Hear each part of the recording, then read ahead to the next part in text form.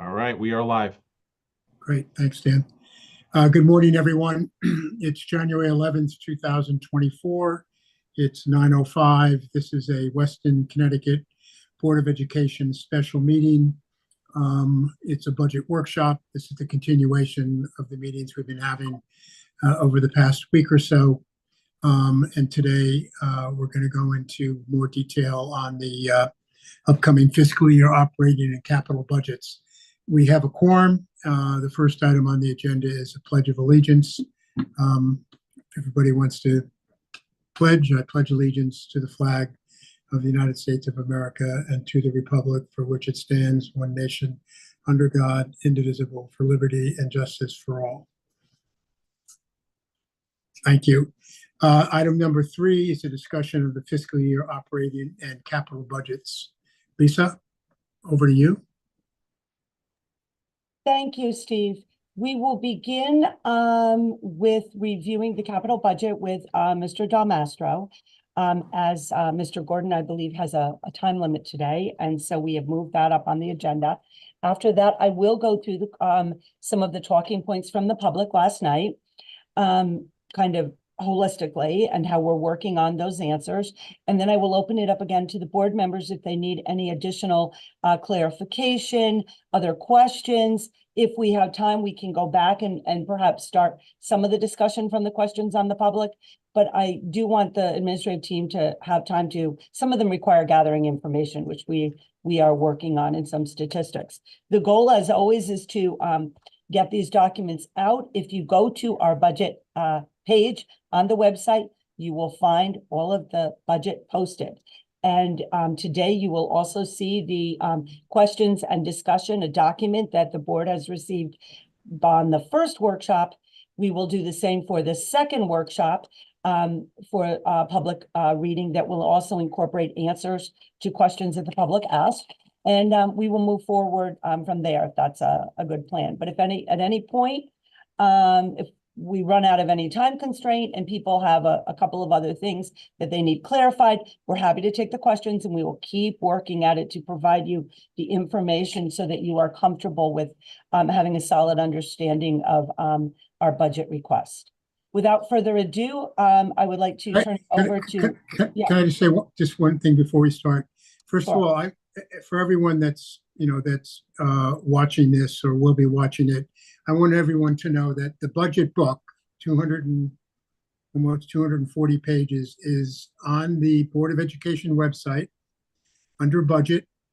That's the board book that this board has been operating with. It's the budget in detail on a line-by-line basis. And so that's there. And as Lisa said, more information is being posted as Lisa and her team respond to the questions that the members of this board have asked, and there are a series of them, and they're all very good and they're all very detailed. And then lastly, I'd like to thank the individuals from the community who participated in last night's discussion and added to questions they have as citizens of Weston, and we'll be addressing those as well. There were a series of what I thought were a lot of good questions from the public. Thank you. Go ahead, Lisa. Thanks. Okay. Without further ado, Mike Del Mastro. And I know, Peter, this is of special interest, as I'm sure it is to all of the board members, about the capital budget. So would it be best if Mike starts going through the capital budget, which for references is on page, it's at the end. 232 in the budget. Perhaps we start there. Does that work, Mike? That works for me. Yeah, that's good. Does that meet your needs? Peter, is that good? I can't hear you, Peter. That's good. Okay. That will work because it has Mike's and Phil's priorities, right? So that's the key thing. And as these priorities roll out over time, it could take a couple of years, but we know, and Mike's an expert at this, there's budgeting, bidding, security and contractors, all this just is a ripple effect of time. So I like how he did it, where it's priorities and then a ripple over a couple of years. So I'll let him take it from here. Okay, and perhaps, Mike, would it be helpful if we post that picture? It is a little bit hard to see, but I just want to make sure that the viewing public knows where to find it. Page 232, the chart. Yeah, it'd be helpful. We emailed Dan the updated. I was able to get some pricing in the last couple of days, which has been Oh, good. So. Dan, were you able to receive that email of the new? Yep. Give me 1 second. I'm getting ready to post it. Thanks, Dan. Mrs. Dan, Saketa, Dan, if you wanted to, you could also just do a quick screen share. And to Steve's point, you could just show on the screen share on the BOE website, click on the hyperlink, go down if you wanted to. So that would also be recorded in this. Your choice entirely. I believe that the document's new. The addition is new. Yeah, Chad, that's a great point. Once they update the document, I will show everybody, I'll walk everyone through how to access it on the website. Cool. Jody, please make a note that under the supplemental documents, we want to post that document separately. So sometimes people just want to see that to make it user friendly. Thank you.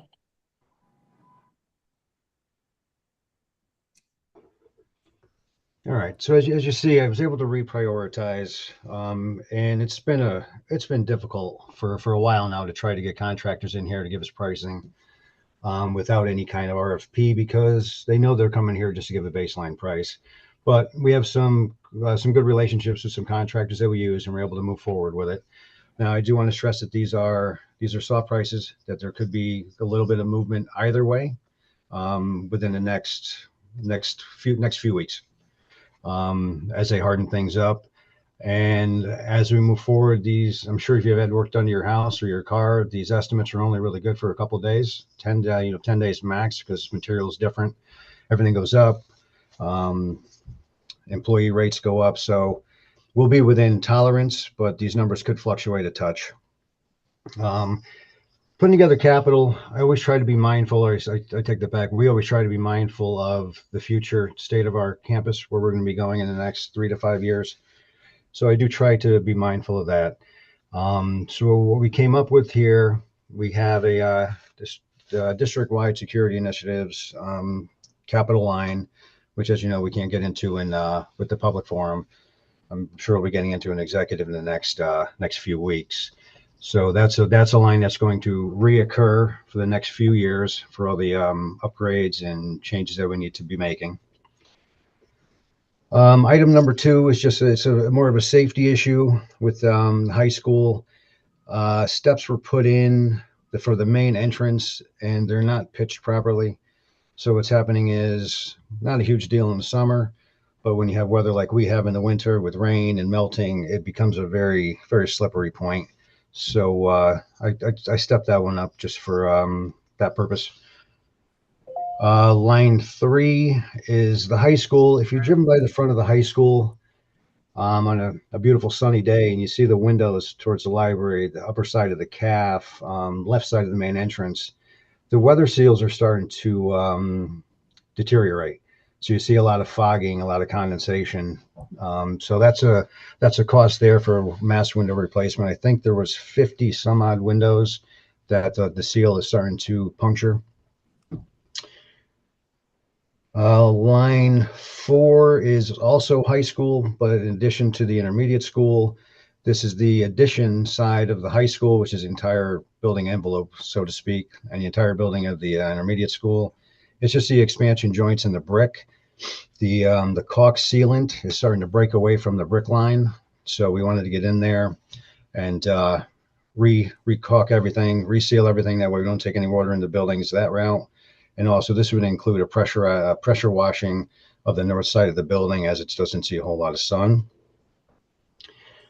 Line item number 5 is just something that we're going to keep on for our for the future of our capital, just to maintain and correct any of the asphalt that we have in our parking lots and driveways. It had been neglected for a little while. Starting to see some cracking, starting to see some deterioration. We started some paving about 2 years ago. So we got the front of the middle school, we got the front of the high school done, and we would just like to continue making our way through. Line item number 6. Real quick, Mike, real quick, just want to point out that we are working with the Beta Group. The Beta Group is the group that the town uses for all their paving. So the Beta Group is kind of giving us an analysis of all our parking facilities and parking lots in terms of how much they have deteriorated. And we're also working with the Beta Group to kind of give us a baseline to kind of prioritize for us over the next couple of years as to which lots should be given attention. We did an analysis, or they did an analysis for the paving, and so we do have a rating. So within the next couple of weeks or so, they will kind of give us a priority in terms of whether or not we should be doing a full on repaving, or we should just be pretty much doing stuff to maintain the current facility. Yeah, and just so everybody knows, the Beta Group is the consultant that the town has engaged to review all paving, throughout the community. All right, moving on, we have a line item number 6, which is district-wide furniture. And this is just to also with the future of our campus, changing of the buildings, and just changing the way we function in the common spaces. If I can add there, thank you. This is a sort of a placeholder for the whole idea of student-centric design and piloting different types of seating and table structures and things like that to make to make it more of a defronting the room and the whole idea of what we want classrooms to look like. This is a very modest request to start piloting certain things. I also want it noted, just to kind of give you some background, that when the original renovation was done at the high school, there was no additional furniture for the equipment. So I don't want people to think that, like, what are you asking for furniture? There are significant furniture needs about replacement, how we replace the furniture that we're going to have to start looking at also over the next several years. Because I can say that, we have certain furniture that's getting tired and old, and this is sort of a modest request to move it in a particular direction and pilot that. The PTO has been helping us with that for years now, purchasing furniture in common spaces, and we think that this is an appropriate request. Thank you. Thank you, Lisa. Okay, line item number 7 is just our it's our PA bell schedule clock systems in the buildings, other than the intermediate school. Are starting to have some breakdowns. They're losing scheduling, just some inadequacies in it. Intermediate school, I'd like to add this, the clocks are starting to fail. So that'll be part of this as well. I believe we have 82 clocks in intermediate school that are starting to wear down. This is one of those projects that's very difficult for me to get pricing. I've been on different websites and speaking to different people. You can get a general cost based on square footage of your building. That doesn't really get us to a close enough figure, in my opinion. And there's also things you can do with this. It's obviously your scheduling, your clocks, your PA. You can put message boards in, emergency boards. So there's a lot to it. So something we're really going to have to draw up and have our vision and how we want to move forward with the with this type of system. Line item 8 is the North House playground site work.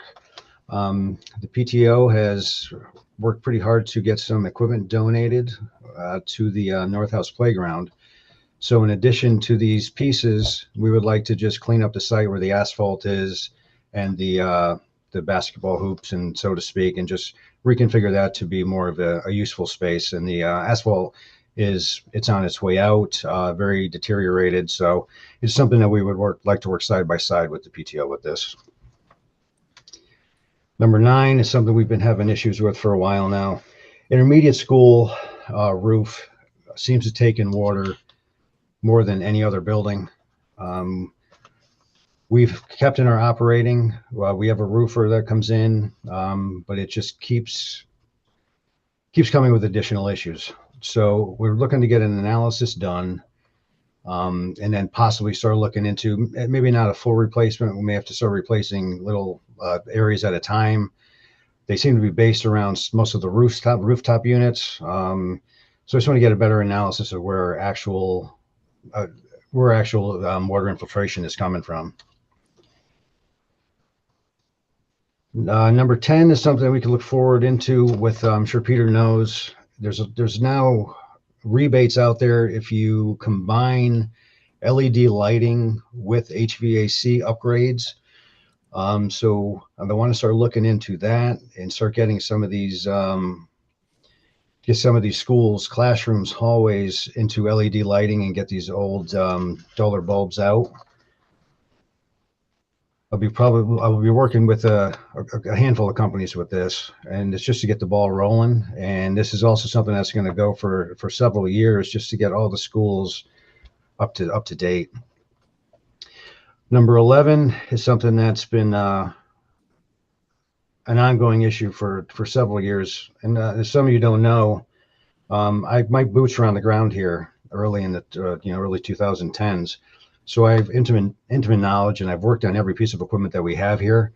And it's just our equipment in the middle school is, some of it's existing with building. Could be 1960s, could be 1970s. It's well maintained. It's past its useful life, and would like to start, being mindful where we go in the future, and start replacing some of these units. Line item number 12, the middle school, again, the teacher's break room is, I believe, the only break room on campus which does not have air conditioning. So this would just be the introduction of air conditioning to that large space break room that they have. Let's see. Line item number 13 is high school, old gym. The perimeter padding in the gym is very deteriorated. Most of it has either cracks in it. You can see the styrofoam cushioning is coming through, with lack of better terms. It looks pretty poor. I'd like to get this addressed and clean that up. Also for safety, that they fall off the walls. Again, this is existing to building. This gym was the one that was when the building was built in the 60s. So it's just an upgrade for the padding for the perimeter. This is something that we really looked into when we came out of COVID, line item number 14, and that's the the high school courtyard renovation. Just to make it a little bit more of a learning area. If you've been in there, I'm sure since the graduations that we've had in the past that were held in there, a lot of the trees in there are really uprooted. They've picked up some of the concrete pavers. The steps have moved. It's I'm not going to call it an unsafe place to go through, but it's just not set up for a learning area. And being an interior space and a lot of square footage, it would be nice to address that area and spruce it up and make it a better learning space. And I know that they like to take their lunches out there. So this is just the general thought moving forward. Line item number 15 is for the elementary school, East House, South House makeup air units.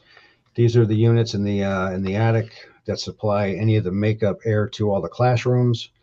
Hallways pulls back the air to keep the recirculation of the air and turnover air ratio.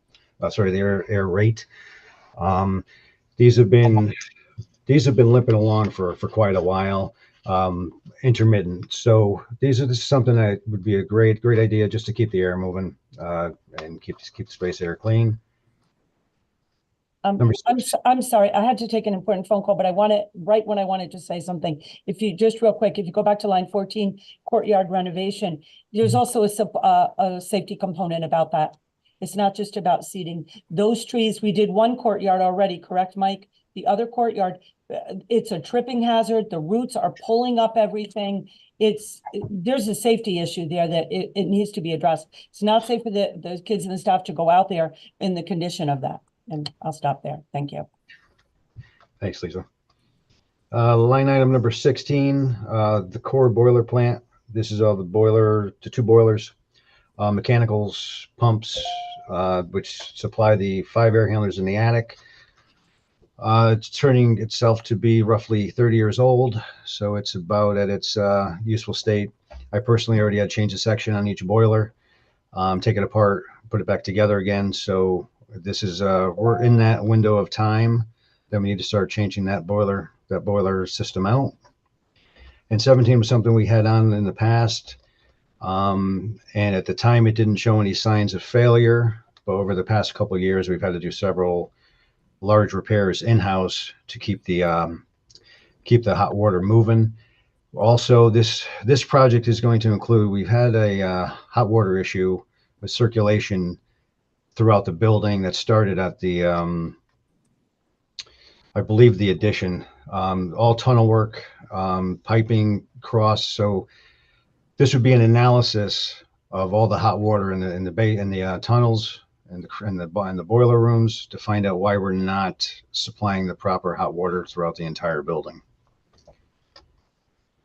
Now that's the entire line item I have for now. I'm sure you guys have plenty of questions, so I'll leave this to you. Yeah, I can start unless someone else wants to. Oh, please do, Chad. Sure. Okay, these are less line by line questions, but more just broad. I'll save one. I don't know, Lisa, can you listen to a question or are you on a phone call? I don't want to interrupt you if you're on a phone call. No, I'm not on a phone call. I was just Okay. a second ago. No, I'm listening. I was actually looking at This is much less a question and more just a suggestion. I appreciate the line item there, the $50K for the seating and the furniture. And I hear your point loud and clear about the relative date of a bunch of that stuff. Just keeping in mind the good work you've done on this idea of salutogenic schools. Just know that in the kind of processing of that, I think that there's a real pitfall where we get basically the same old kind of stuff. And just because we're looking salutogenic does not necessarily mean expensive. So I think we really should look like really for next gen kind of materials and seating for that. So just a challenge for us to go far in terms of the innovation. That's more of a suggestion than a question per se. Yeah, I appreciate that. And I know that you were in the forefront when I first met you talking about it. And I can honestly say now I really get it. And we are being very mindful with that. You know, we're being mindful in that we have done a lot of work with the common spaces, but not so much as the classrooms. We're being mindful of the fact that, you know, any kind of project moving forward in the schools, we have to take that into consideration that, you know, FFE will be a part, well, we hope, of any kind of renovation project. So how can we, I think the point is how can we start looking at things very strategically to see, and, you know, where the rubber meets the road is in the classroom and how the classroom teachers look at it. I'll give you an example. We did get new science tables at the high school, believe it or not, because it was a new building. Those tables, and Megan can attest, are warped already. Like, they're warped and they're not even 20 years old. They go like this. It's really not good. So the teacher have been playing around with moving the tables, different things like that. They actually had a couple of different existing furniture that they were trying out to see along the lines of thinking, you know, as we move along, what do we want that space to look at? So it's a very planful approach. We have been looking carefully at a lot of different things, and we're not going to, you know, rush out and just say, okay, we're going to spend this 50 grand. We have to start somewhere, but it must be planful, it must be strategic, and it must be thoughtful in the overall trajectory of where we're going. Yeah. Okay. And then I can group my next three questions at once, and then I'll stop talking and let other board members do so. One, David Felton is always brings up this very smart point, which I want to highlight here. Mike, are we leveraging every aspect of any kind of community support that we possibly can? Meaning, when I look through this, I see a bunch of HVAC. David is often brought up the point, just because of what his company does, about, you know, leaning on community resources when we can. So I think we owe it to the taxpayers and the community members, which we are all part of that community, to bring as sharp a pencil as we possibly can to this. So the question would be, are we leaning on the community and what the community can share every single place that we can, in particular with all these HVAC line items? That's one. The next is, I really would encourage us to look at next generation materials. I'll give you an example. The old gym wall padding, there's a very real possibility that we put in a bunch of plastic that has a bunch of PFAS and forever chemicals in it. It's the same old kind of styrofoam stuff that's been going on for a long time. If we're really going to walk the walk in terms of this sustainability initiative that seems to be all over this budget, there are probably new materials that we should be vetting that are probably less expensive, more sustainable, more innovative. So just a real plea to look for next gen materials as opposed to the same old, same old. And then the third question is just ensuring that we do have a true competitive bidding process on all of this. All of the TBD on this alarms me a little bit. It scares me a bit just because I mean, anybody who's had to do any kind of renovation or building project the last 3 years knows how costs can balloon. So I just want to make sure that we're not settling in with a bunch of vendors or providers that just have, the inside spot because of history and legacy, but rather that we're doing a true competitive bidding process anywhere and everywhere possible. With those three, I'll now stop talking and let others chime in. Yeah, I'll start with your last question. Yeah, everything is going to go to a competitive bidding process. These are rough numbers. Like I said, we have a couple of mechanical contractors that will come in, and they're not afraid to give us a quick cost. That way we have something that we can put as a line item. But no, everything will go to a competitive bidding process, RFP, all that. So everything will be done the correct way there. We don't just stick with one contractor. Number two, with the wall padding. Let me go back into the email with what we had. I believe we have updated things, updated equipment to put on the wall. I don't believe it's the same old like you had mentioned with with the old generation of material. And if not, we'll make sure that we sharpen our pencil and get onto that one. Now, as for community help, we do work hand in hand with the building committee when we have projects. The building committee will go over our capital list, and they'll highlight or checkpoint whatever projects they want to help out with, and those that they would just let stay with the Board of Education. Jack Davidoff has been a huge help with just about everything that we have done over the past, since I stepped into this position 5 or so years ago. And he's also someone I can call and speak with and ask questions. So we do lean on the community as much as we can. Okay, thanks. Yeah, I'm going to chime in now. Unfortunately, I don't think my video is doing well, but first and foremost, Mike, thank you. And I'll have one or two top level comments and a couple of specifics. Okay. The messaging I see in this is I see the words repair, renovate, and replace. And those are healthy words to use with respect to a capital budget. I think it's some are long overdue, but certainly that's the paradigm here, right? So we're not doing anything beyond what is responsible for repairing, renovating, and replaced. I like that. Interesting enough, and I thought the timing was spectacular for this morning's meeting. We had a really sharp gentleman on the phone last night. I've forgotten his name, who made a salient point, and it resonated with points I make about energy use. And I don't really like to make work if we don't have to make work, but I think it's relevant Peter, I think here. his name was Alex Staley. I think that's who you're referring to. Really? I think so. Yeah. He's recruited. He got right to the heart of it. And so, Mike, my question is, we have energy expense, and it looks like last year we didn't spend as much energy as we thought, but certainly it's a sizable part of our budget. And it seems we're at the point now to sort of map energy use versus the time to repair, renovate, or replace, like the least efficient systems we have. So, HVAC is not efficient. Lighting is not efficient, but you're making headway here. So I thought it may not be able to be able to do that now, but I think that has to be on our mind, sort of energy versus the timing of phasing out inefficient systems for efficient systems, because there's OpEx considerations, right? We get money if lighting or HVAC are replaced sooner than later. So I just want to make that high level comment. Peter, just to interject for a second, and Mr. Staley last night was talking about rooftop solar too, potentially as one energy thing. So I don't know a darn thing about solar. You probably know much more than I do, but just underlining your point. All this could be considered. That's a little beyond this discussion today, but yes, I think I don't want to make work, but a mapping of where we can save the most energy bucks for the least pain in renovation and repair would be a great insight for the board. Then I'll get into a couple of the weed things here. You talked about ventilation, filtration, and recirc. air changes per hour is the metric. And that not only provides a healthy building, allergens, pathogens, and dust, but I think there's might be some gap in our ability to optimize that. And that feeds back into energy, right? Because you have to drive fans and replace filters through, you're burning energy, but is it worth burning it if we save it somewhere else to provide a cleaner air environment? I like how you address the water circ pump and leaks. That's been plaguing the buildings on and off. I mean, every finance committee meeting we have seems to have a new leak that pops up.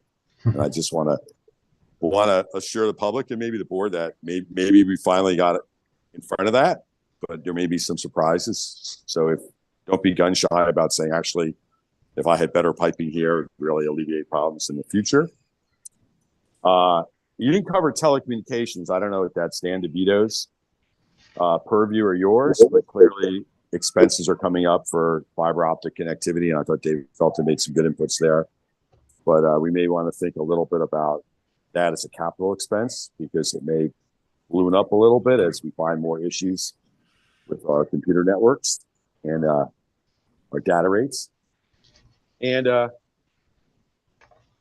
didn't see a lot of work on grounds, gardens, wetlands accommodations. That always seems to be popping up, right? We always have to resurface the tennis court, or we're impinging upon wetlands, or the grounds crew needs to work on this, and we didn't accommodate that. So that I didn't see a line item for that.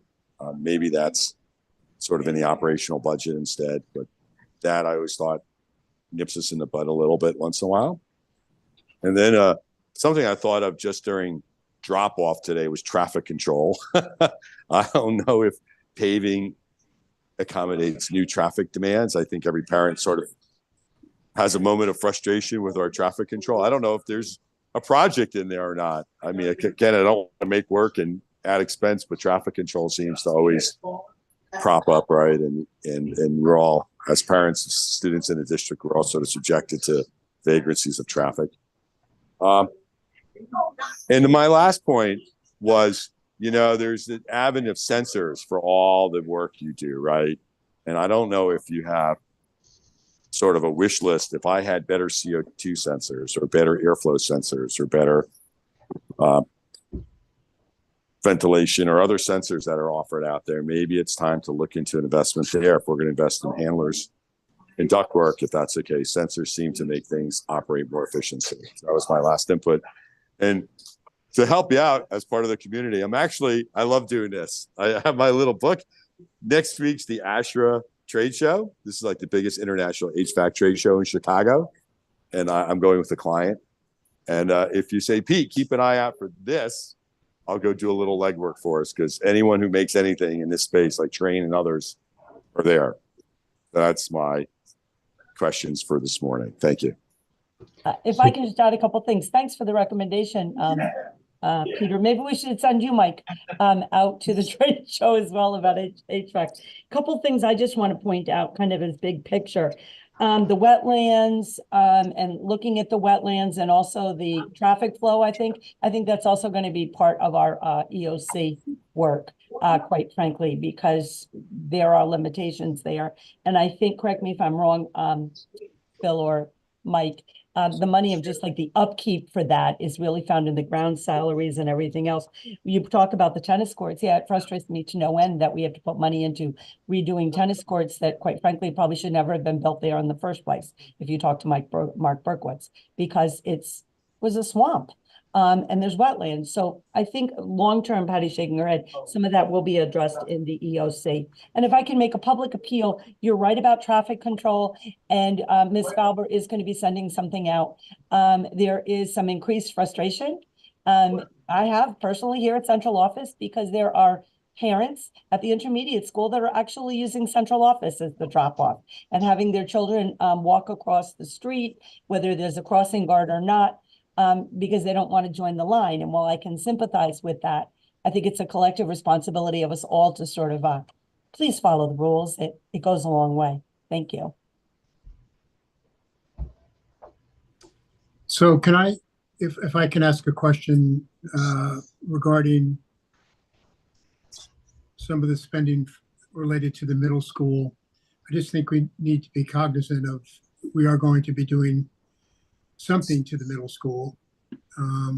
And that whatever we're planning currently, and for Hurlbut as well, it'll have to make that transition to whatever we ultimately decide to do with both of those buildings. So I'd hate to do patchwork if it's going to be potentially changed at some point over the next couple, 3 years. Yeah, we've been pretty much limping along, doing patchwork as we speak. The unit that I put on is the cafeteria at the middle school. It was definitely a nuisance this start of school year, end of last school year. We seem to have got a grip on it.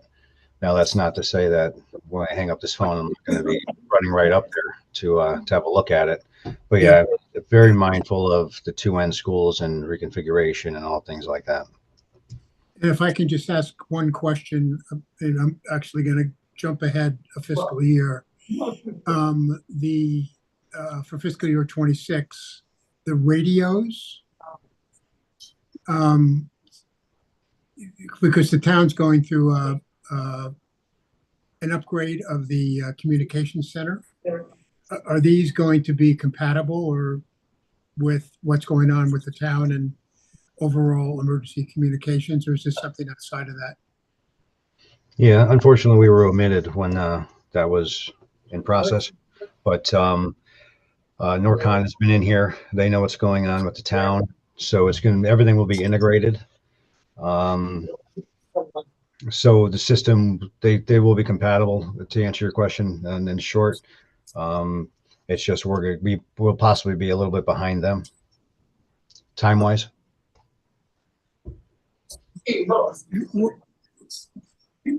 What does that mean, Mike, time-wise? I mean, I'd hate to see the town put in their communication system and then we're not compatible with it immediately. No, our old system will be compatible with what they have. Okay. And then what will happen is our system will go in as their system is going in now, they can still use their old. So as our new system gets put in, our old system will be working, and that'll just be turnkey to the new system. It's just a matter of, are we 18 months? Are we 24 months? Are we 30 months? But it will be compatible. Right, and just to add a little bit more clarity, we are using the same consultant or the same designer of the radio system that the town is currently using. Okay. Yeah, okay. I just don't know the timing of where the town is on that whole project. I just know it's been approved. Can I just jump in on this, because I had a clarification question on that, and then I have something I can wait on for this other budget. My understanding with the radio system is, I know on the town side, the reason there was a big push to go with the state system was because if we have other towns come to respond to an incident in Weston, they have to basically stop at the PD, pick up radios that are compatible. My understanding is, if we do what we're intending to do, which is to run 2 parallel systems, the town updates their system, the school does not. If there is a crisis, the PD has to use a separate set of radios that are compatible with the public schools. Is that not the case? That I would have to get clarification to. You can't possibly communicate with our radios, so it would probably still have to be a dual radio system until we get our upgrade done. That would be integrated. Yeah, so I think when we look at things like $330,000 of security initiatives for 2025, we should look at how to either fast track the public school radio system upgrade, or potentially try and better align ourselves with the town, because we're creating a different problem. Right, and I apologize, it should not be where it is. It needs to be taken out of line item 22 for 26. It's already in process. We've already begun the communication. So we're hoping in the next school year that it'll be up and running. So we should be relatively close to the turnkey. All right, I have a question regarding the current year budget, but I can wait until Steve, if you have other questions. Nope, I'm done. Go ahead, Dan. Okay. I just have more of a kind of a general question. It's a theme that's come up over the 3 or so years that I've been part of the budget process. We talk about defer, defer, defer. And I'm curious if you could put a dollar amount on, I quickly added up, even with some TBDs, just over $1.4 million ask for 2025 for capital. Can you put a dollar amount on how much of that 1.4 million is a result of us collectively telling you to defer, or us collectively being not just this board but past boards? Like, is there a way to determine how much of that 1.4 is lack of spending in previous years? I mean, I could go back and look at it, but yeah, we all know that things have been deferred through the years. I can get back to you on that, David, if you'd like. I'd have to go through it, but Yeah, I guess I don't need a. Yeah, I guess my question is, it's not worth a lot of effort. It's more about us being better balanced, smarter moving forward, because this is going to obviously hit our budget potentially this year, but really it's due to a lack of spending in the prior years. So are we looking at a lot of 1 million, 1.4 million plus spends over the next 5 years? Because obviously, looking at your chart, there's a lot of TBDs for the future.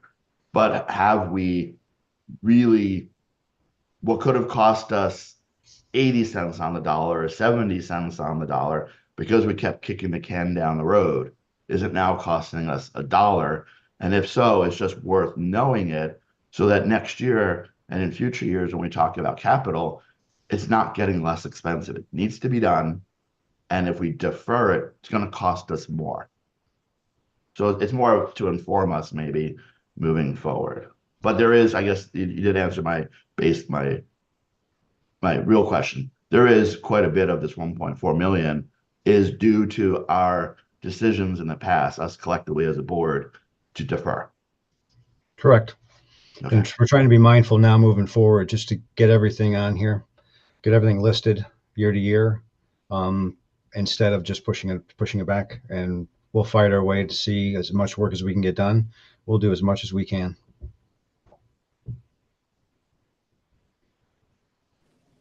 I have a quick question.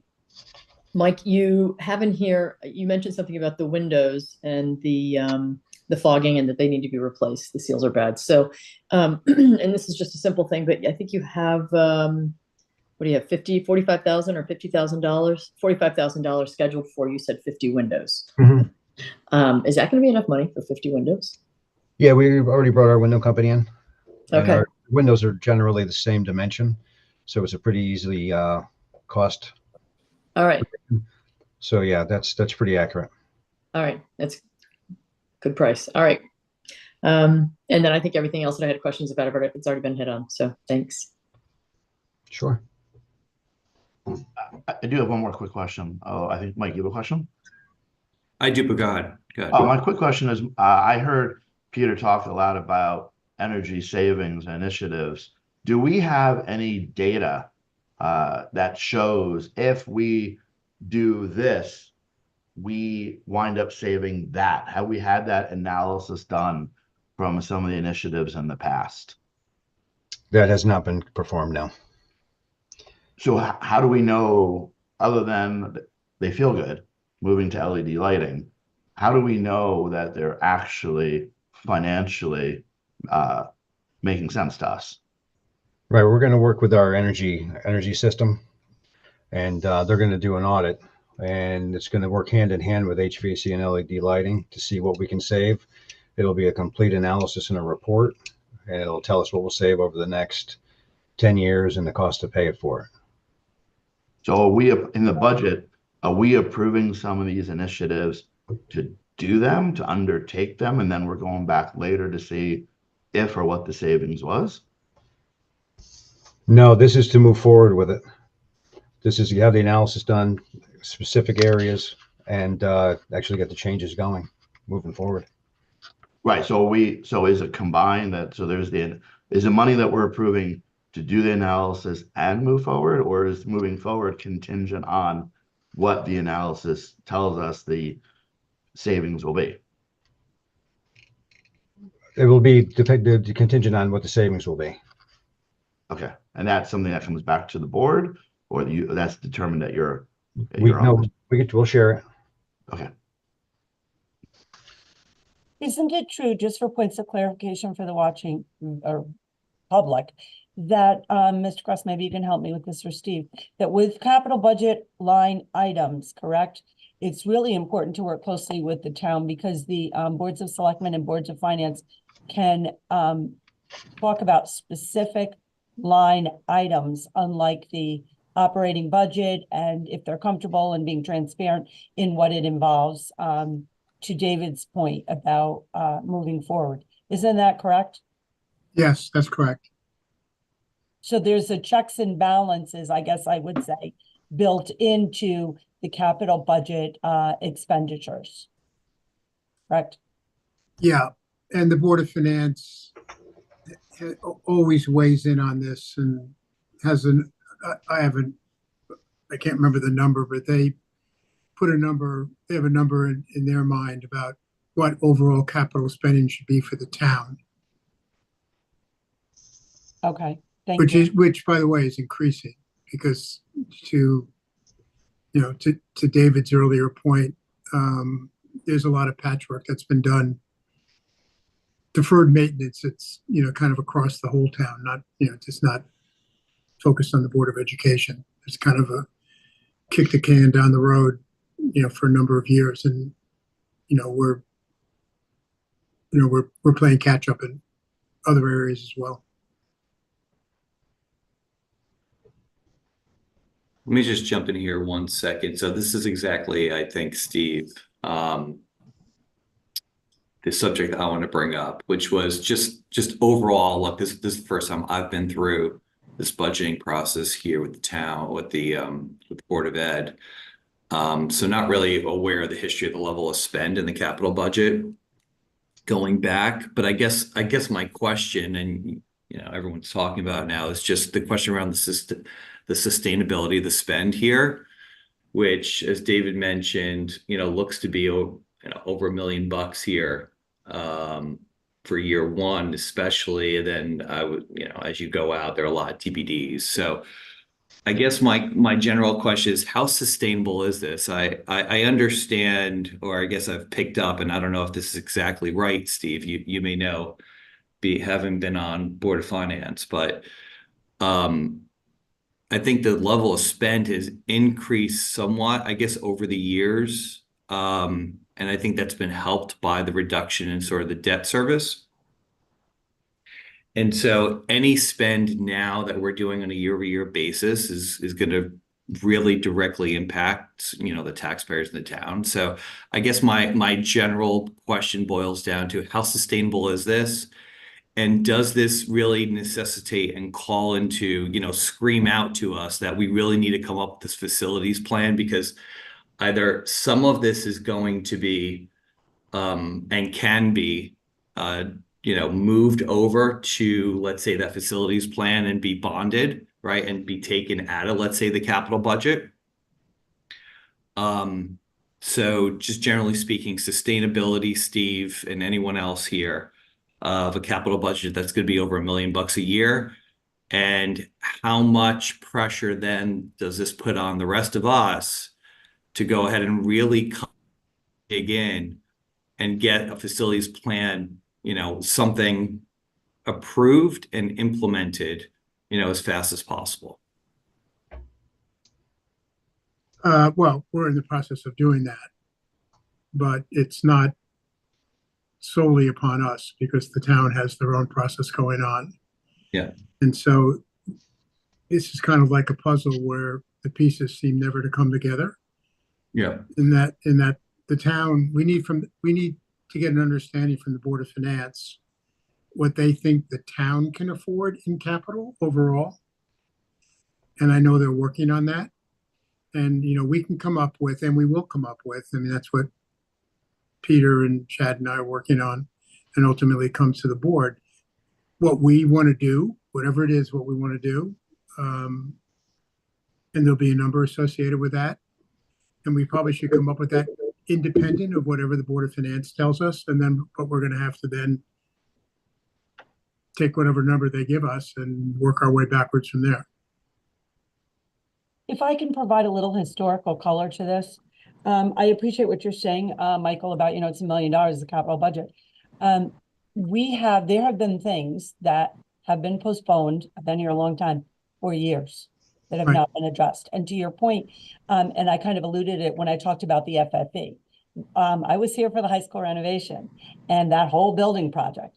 And there were pieces in that project that were not tended to because, again, of the fiduciary responsibility of the project. And let me give you some examples. The new gym was supposed to be air conditioned. It took us 10 years after the project was complete to finally air condition. It wasn't even the new gym, but the beautiful gym that we have. That old gym has been a problem for years. And it's kind of like, which is the priority? When you look at the furniture, there was furniture at the high school that was not replaced in the renovation. They said, no, we're gonna have to do it at a later time. The exercise room at the high school, beautiful exercise space. No heat, no air conditioning put in. It was cut.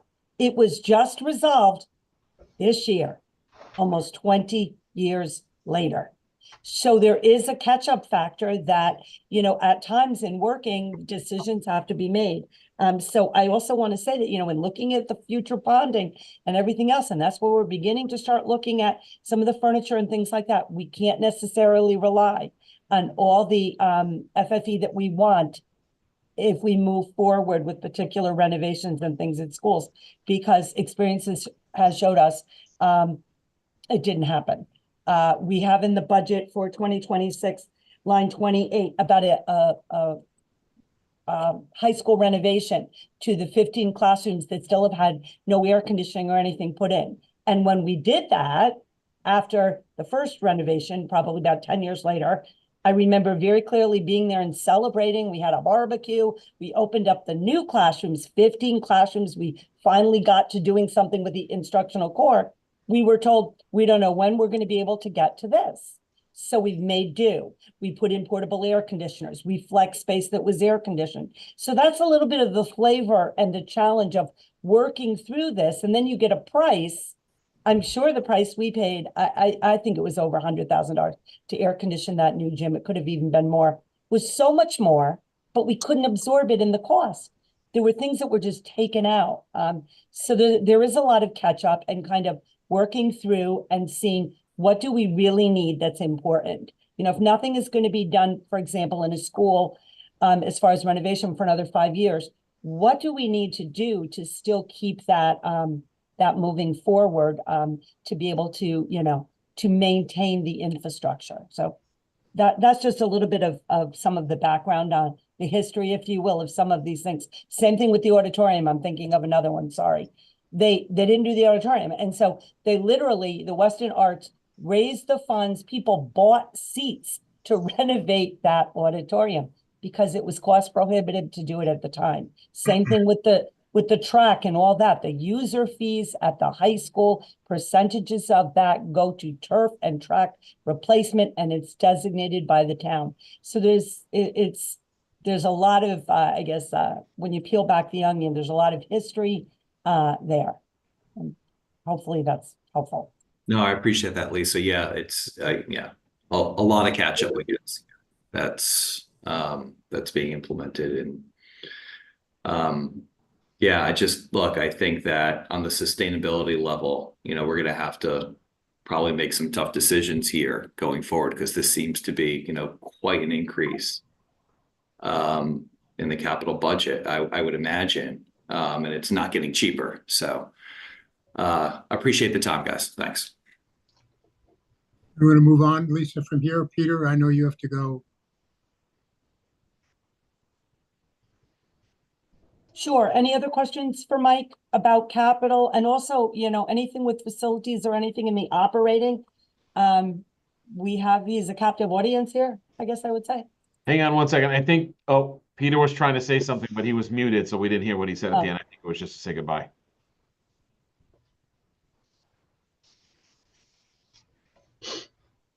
Peter, you good? I think he's gone. I think he left.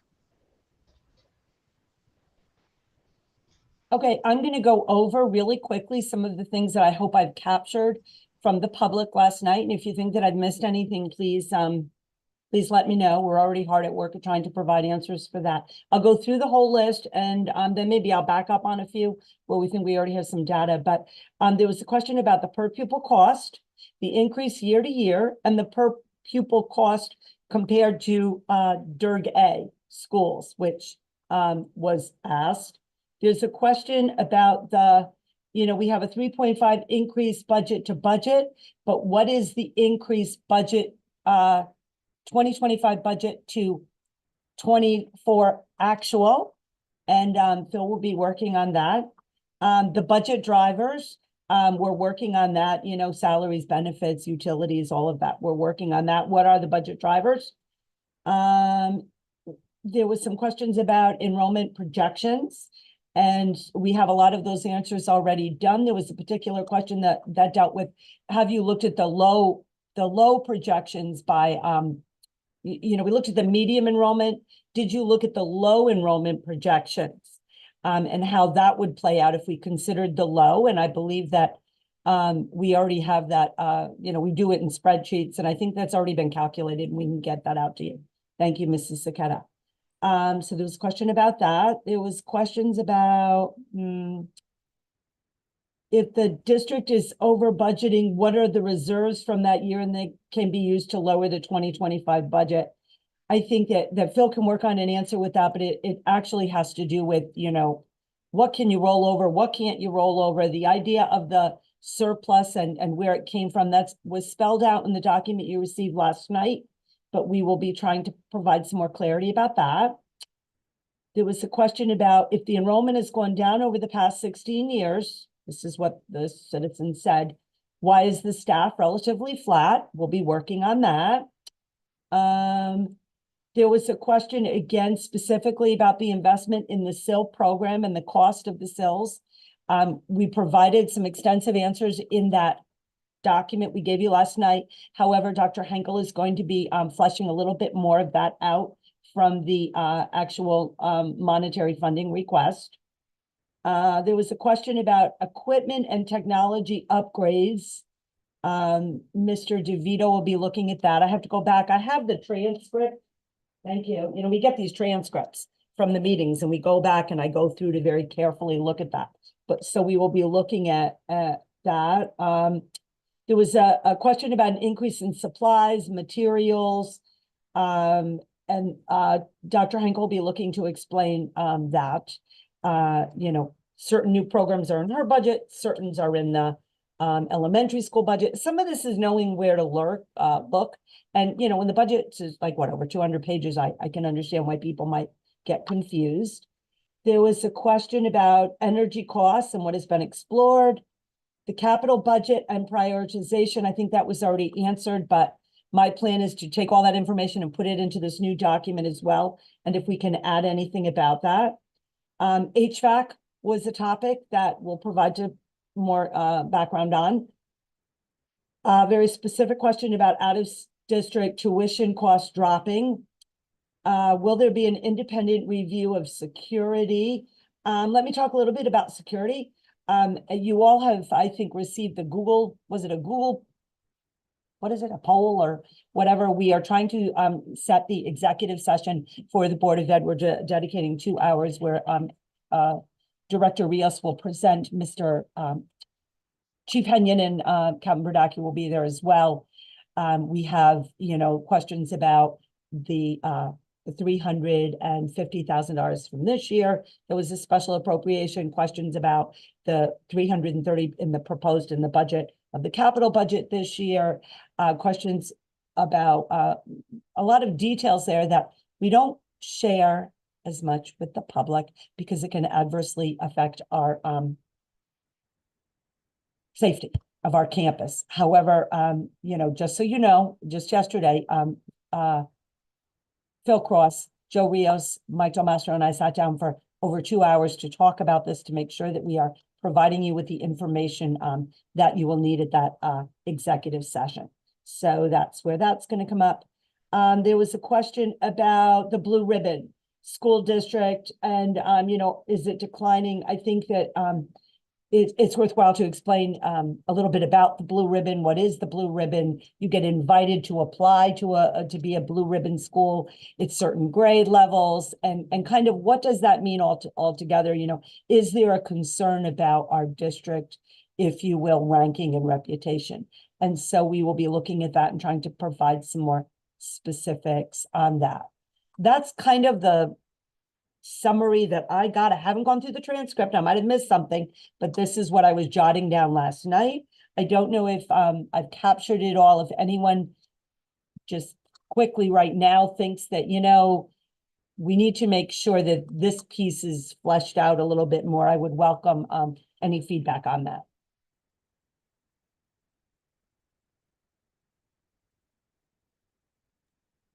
I think from my end, Lisa, I was taking notes last night too. I think you covered it. I think you went through pretty exhaustively.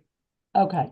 And in summary, and I think we said this at the beginning, but I just want to reiterate it. My plan this weekend, well, before this weekend, is to send out something to district families that has the link of the budget, has the link of the supplemental documents that we do. You know, I'm a big one for embedding links in documents to make things as clear as possible. And that will be sent out. And I will also reach out to First Selectwoman Nestor to make sure that she sends something out in her update, because, you know, the majority of the people in this town do not have students in the school system. And if they don't know where to go, we need to make sure that they know where to go for that. Okay, so that's the summary right there. I kind of want to pause there and now go back to make sure that based on the document that you got, and perhaps you didn't have a chance to look through it all, if you need any if you have any more clarifying questions, maybe we go through each board member regarding the budget. We would be happy to take some notes, try to answer them now, and then capture that as well. Lisa, I have a couple, I looked through the answers that were given and I had a couple of clarifying questions. Yeah, sure. Do you want them now or? No, that's fine. And I just want to pull up that document. Okay, go ahead. So my first clarifying, actually, sorry. My first question is a new question, which I did not have a chance to submit. Okay. But it rolls around, or it has to do with enrollment. So I was looking at 23, 24 back up. The reference page was in the answers, the questions and answers you gave us on page 14. This is where I was looking, and this is where I arrived at my question. Okay, So, go ahead. I'm okay. there. All right. So it looks like just pull up my notes. So it looks like in this current school year, we could have budgeted for 6 sections of grade 2 and 7 sections of grade 4. We still would have been positive with empty seats, but instead we budgeted for 7 sections of grade 2 and 8 sections of grade 4. And if I remember from our last meeting, a fully loaded teacher's cost was someplace between 125 and 150,000. Okay, so if we look at what we did this budget year, and we look at what we are doing next budget year, it looks like we're doing the same thing next budget year, or the budget that we're looking at now. Or if we want the median projection, we could be budgeting for 7 sections of grade 4 and 7 sections of grade 5 instead of 8. And we'd still be within the guidelines, still have open seats. And then with the help of a friend, I looked at historical enrollment. Only once, I believe in the past 7 years, has enrollment been wrong where it's exceeded the median. So my real question is, why are we budgeting 8 sections in this coming budget rather than budgeting 7? Because it throws off our numbers and it becomes a compounding potential issue with the minimum budget requirement. So last year we had, I think, we budgeted for 2 extra sections at a cost of about 300,000, and we're doing the same thing again this year. So until we see a negative number, why are we budgeting for more sections? I know that was a lot. Does that make Yeah, sense? yeah, no, I got it. Okay. I was just taking some notes and looking at it. Mr. DeVito, can you please put up that page in the budget questions so we can look at it? And let's start with grade 2, and then we'll move on to the intermediate school for our purposes, David, if that's okay? Yeah. And Laura and Patty, I may need you to jump in here. So in looking at, and if it's the chart one that you helped me with, Dan, page 14. In looking at grade 2, currently, we have 7 sections of grade 2. The class, Again, can you pull up, can you share that page out to us? yeah, he's Yeah. getting it. Working on it, just a second.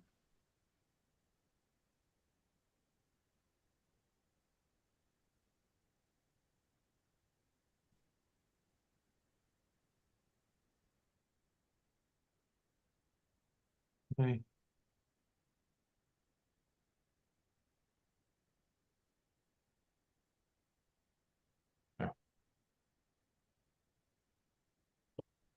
Okay, so let's look at grade 2 first. Can you make the grade 2 zoom in on that a little bit more?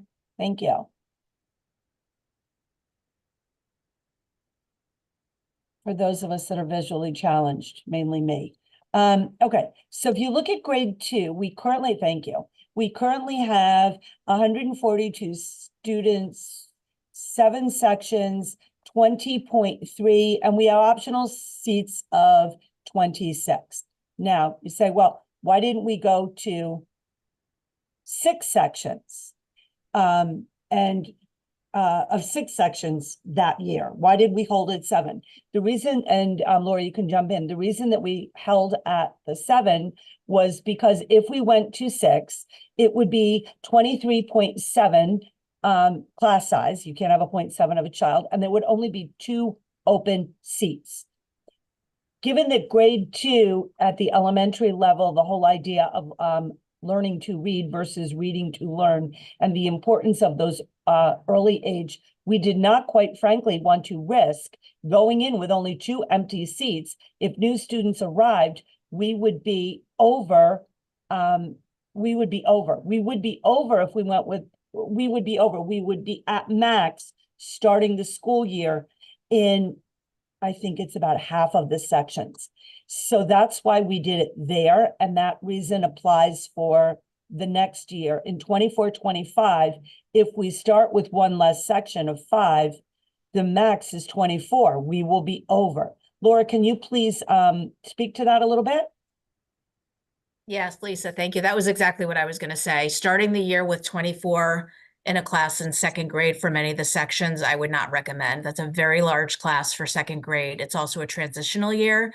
It's the final year there at Hurlbut where we're really solidifying the learning to read process so that they're prepared for the intermediate school. So again, I think it has to refer to breathing room within the class and the open seats. But now let's look at it's grade 4, correct? Can we look at grade 4, please? Thank you. If we look at grade 4, we have 8 sections this year, 20.4. And if we started the year again with 7 sections, we would already be at max. And that's why we went with the 8 sections in both of those years. Patty, can you elaborate on that? And Patty, also, can you elaborate on that first, if there's anything more you want to say? Well, with 4th grade, so there's a couple of things that we look at. So one, we're looking at, they're predicting that we're at 166, which is an increase of about 6 students. We already have 1 new student, so that's basically now 5 new spots that we have to be totally maxed. To be at our prediction, 168 is where every single classroom's at 24. That's a lot of students in a classroom. We also look at the cohort and the makeup of the cohort. And we take that into consideration as well, and the needs of the cohort. So I think like Laura, pushing up to 24, those are very big class sizes. And, we've already gotten 2 new 4th graders in this year, another 3rd grader. We've got another 4th grader coming in a couple of weeks. So we do get students throughout the year. So I always worry about that when we have like 3 spots left, and, then, so that's a consideration. I mean, do you want me to talk about grade 5, or do you want me to hold on? Well, just to add some color to that. So these numbers are the specific, like the 163, the 166, the 163, I believe was, that's the number at the beginning of the year. Right now in 4th grade, we have 165. Right. So 2 people did move in. And then in 5th grade, Patty, we're up to 143, I see. We had some people move in, and 3rd grade is 160. So not that many. So I think it's fair to say that a couple more come in, but when you look at the overall, like let's look at the current year, if we did 165, where we would be with that if we did 7 sections. We'd have 3 Again, seats. exactly. It'd be more classes that would start with 24. Yes. Patty, can you speak to the fact that last year, the whole thing where we put in the sections and then we didn't hire based on the enrollment? I think it's worth repeating. Right. I mean, when we did our budget, we were looking at our enrollment projections, which indicated we really should have 8 sections is what it looked like. We then had a significant number, or a surprising number of students who ended up withdrawing last spring, 14 actually, 7 of which went to Europe, which is again sort of a really unusual occurrence. So we really, we worked I worked closely with Lisa, and we really talked through continually. We're looking at those enrollment numbers, and we wanted to be really fiscally responsible. And so we really felt that we could decrease. We went to 7, and then we said, we probably could make it down to 6.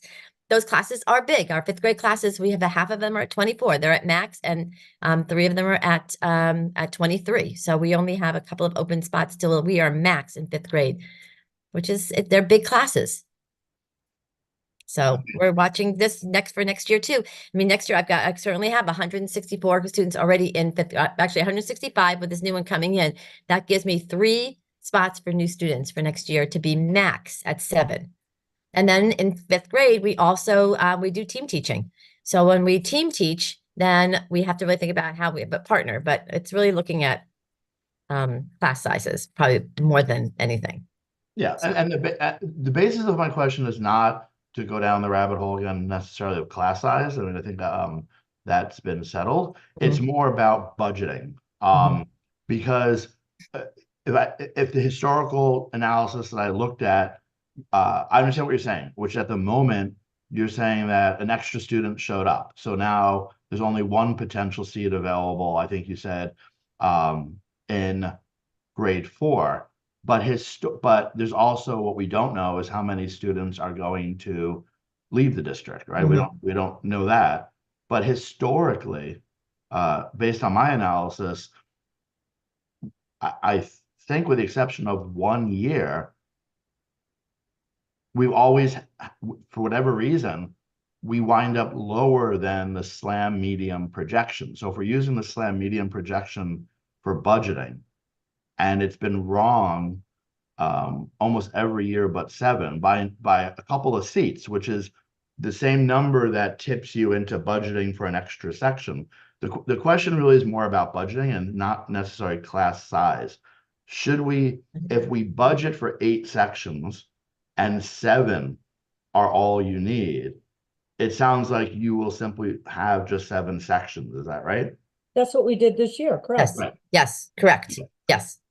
Then maybe what can be clarified for me is, but because we budgeted for 8, was the budget, was that corrected before the budget was approved, or we went into a budget with 150,000 extra spend that we didn't actually need? This is what we did. There's a couple things, David. We look at the medium projections, and I know someone last night said, well, look at the low projections. We're working on that. We have the chart pretty much done. But it's tricky when when you say that SLAM is wrong, it's all in the open seats. And what is the tipping point in the open seats? For example, Kindergarten and first grade, we had it reversed this upcoming year. However, we watch it so closely that we were able to just flip it without an increase. We have to look at, if they're off by 6 kids in a grade, it may be a tipping point to another section, it might not. And what we do is we budget what we think is best.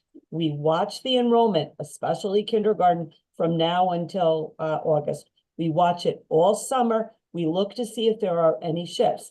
The Board of Finance was very clear last year, and they said, we don't think you need these 2 sections. So, well, we want to put it in, we're holding, we want to see to make sure that we don't have to then come for a special appropriation and everything else, because there's another piece to this. We want to hire the best possible teachers in Weston. And if you wait until the week before school starts to say, you know what, we do need another section, or we are going to, let's fill it or not fill it, or let's not go in with it, but then we'll ask for a special appropriation, then we'll get it and this and that. When you're hiring the last week of school, you're not hiring, to be perfectly frank, the best teachers in the area. You're just not. There are people that haven't found jobs yet.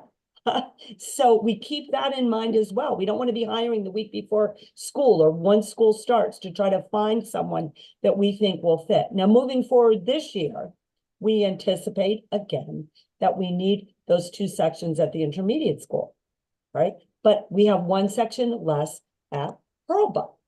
That's what we predict. We have, there's a whole process of, do we fill it? How do we fill it? With what teacher? If a teacher has to move from Hurlbut, there's the whole piece, the contractual piece that we have to look through. And then there's also the piece of, if we need it, when do we want to make sure that we interview to get the best person? I think that in some ways it's kind of, the way we kind of manage the operations of this and making decisions is how do I say this? It's a question of trust that we will know what is best to get the best possible teacher and the tipping point. I am not going to staff and go under enrollment sections and run classes of 14 in kindergarten when clearly that is that's against my fiduciary responsibility to the town. I can, as far as the past goes, I can speak for these 2 budgets that I've controlled. This is how we always look at it. And we look at it also at the other grade levels at the high school. We look at courses. 4 kids register for a particular course. They're not going to get it. There's only 4 because we have to be very conscious of the staffing. It's really that simple. And I have no problem saying, like we did this past summer, you know what? It was still going on at the end of July, beginning of August, right, Patty? The constant discussion. Do we fill it? Do we hold? And we didn't fill it, and we held, quite frankly, because we had heard the Board of Finance concerns, and we felt comfortable that by holding, there'd be enough wiggle room. I would not be comfortable starting the school year maxed out with only 2, maxed out in more than half of the sections. That would be very concerning. Yeah, and just to clarify, this isn't, although it's all about class size, it's actually not the basis of my question. It's more procedural when it comes to the budget. And it's just maybe my lack of understanding of what happens when it hits the Board of Finance. And ultimately, what happens, the basis of my question is, if we budget for 8 sections of fourth grade and 8 sections of 5th grade, which is the ask, right? Yeah. And the students don't show, and you have 2 or 3 extra seats. Do you go with 7 sections, or are you committed at that point because it's been budgeted for 8? So this is what happens, and it happened last year. The Board of Finance can say how much we have to reduce the budget, but they can't say where. And I told them, if you want me to reduce 300,000, I'll find another way. I don't want to take it out of staffing at this point because I wanted to keep it in as the spring went on. And then when we had that big drop off at the end in June, not big, but relatively big with these people moving out, it's like at that point we said, no, we're going to hold. We're going to hold, and we're not going to fill the other section. Okay, that's in particular what we did with that. And you might say, okay, well, where did that funding go then? There was an extra teacher.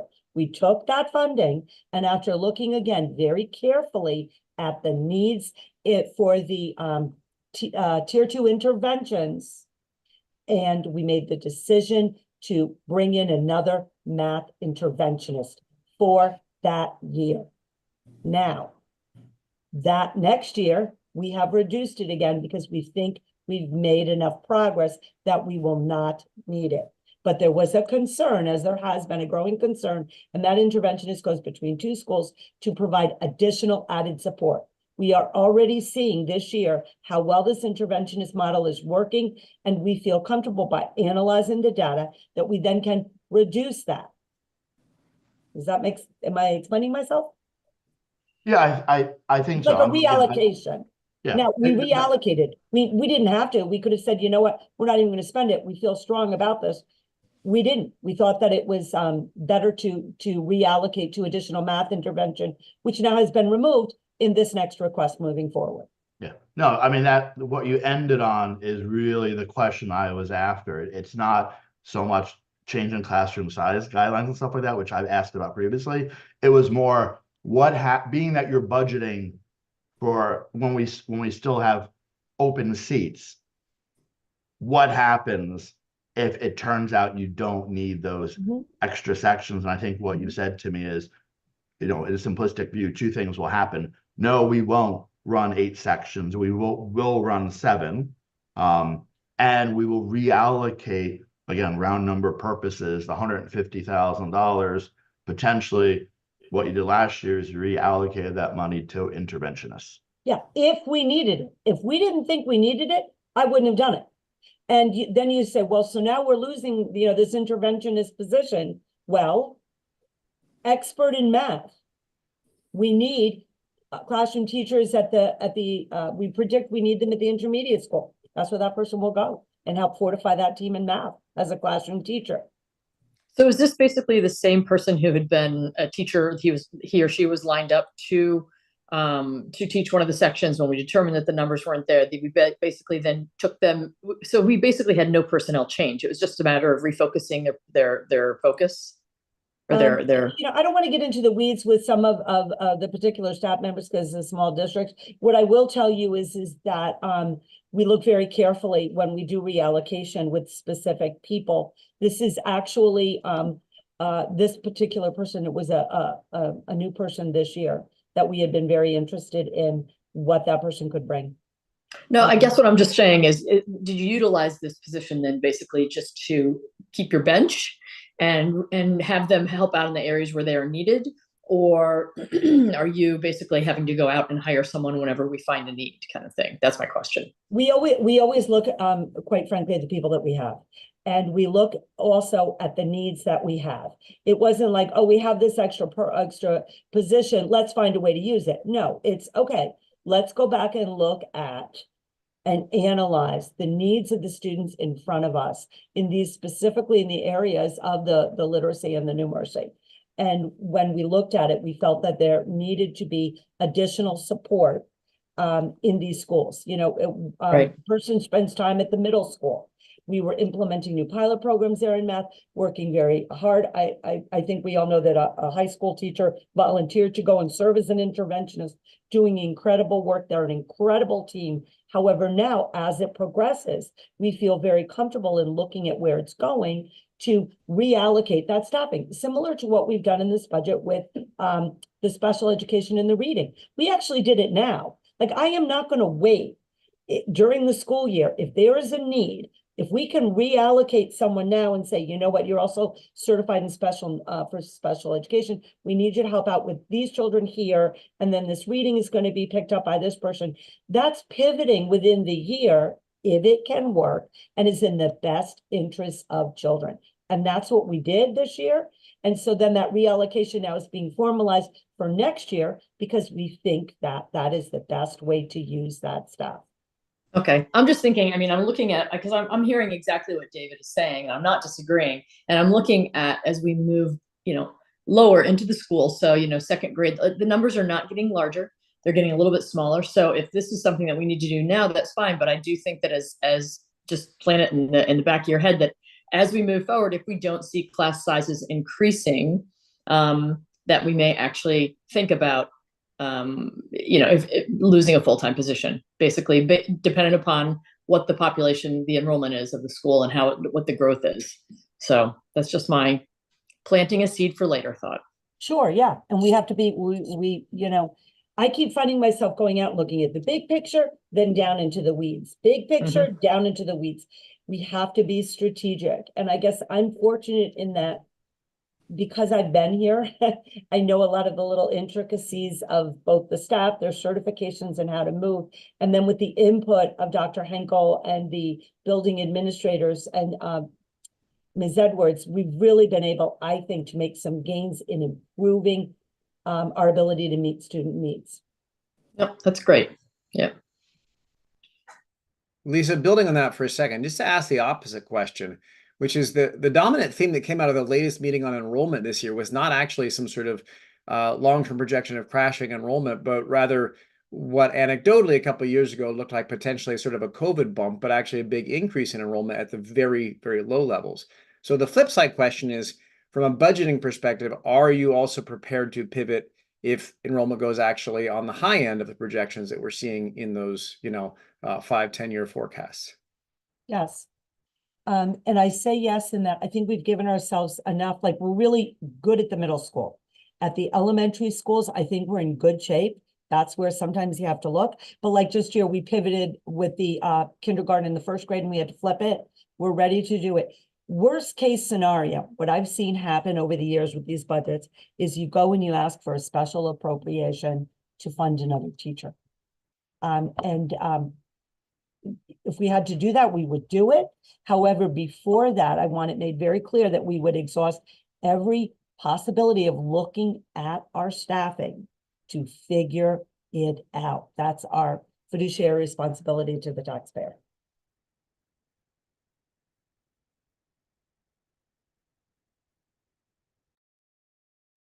Since I was talking there for a second, did you want to continue with kind of like a board member by board member approach to going through questions, or do you want to go through kind of line item, or where do you want to go from here?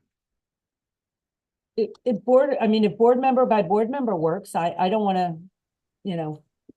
I do have a couple more questions, but Yeah. Oh, sorry, David. I thought you were done. My fault. No. Sorry. No, he had indicated he did. Go ahead. Okay. And I think maybe if I have a question that somebody else has, that in that point, the other person should jump in and say, I had something similar. So I'll jump into my next question. I just wrote them down. And it's kind of timely. I just happened to check my my email and I see that we're combining bus routes. So one of my other questions is, and I think Chad it was a question in the questions and answers, and I think it might have been Chad, but it was someone who basically said, do we have enough bus routes? Do we have enough bus drivers? And I look at these ongoing emails that started under COVID, where there's just been a bus driver shortage, and we've been combining bus routes. So my question is, if we've been successfully combining bus routes, is there an opportunity to be running less buses and have a savings there? Phil, can you speak to that, please? Sure. So David, you'll remember that maybe a year or so ago, during our discussions, we did point out that based on what we have learned from COVID and pretty much the combining of the runs, that we did take one bus offline. So we originally had 22, we're down to 21. Based on where we are right now, I do believe that we are at an optimal point. There does create a little bit of, it gets a little bit tricky once you start to reduce the fleet below where we currently are. Could we look to see if it's possible? We will, but I think where we are right now at 21 is a good place.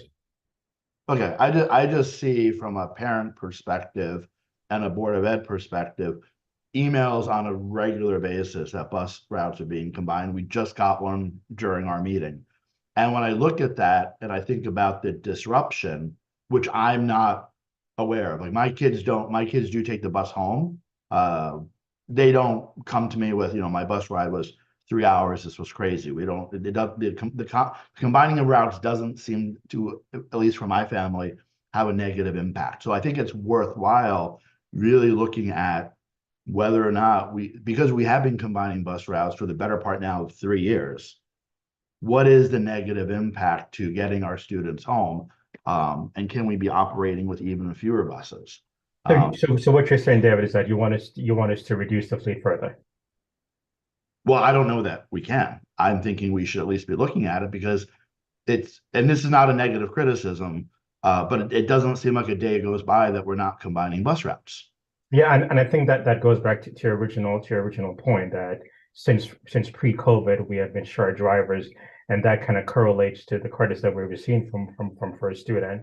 So I think when we dropped that one route this last year, I did reach out to First Student and we did have that conversation to see, is this optimal in terms of how we operate?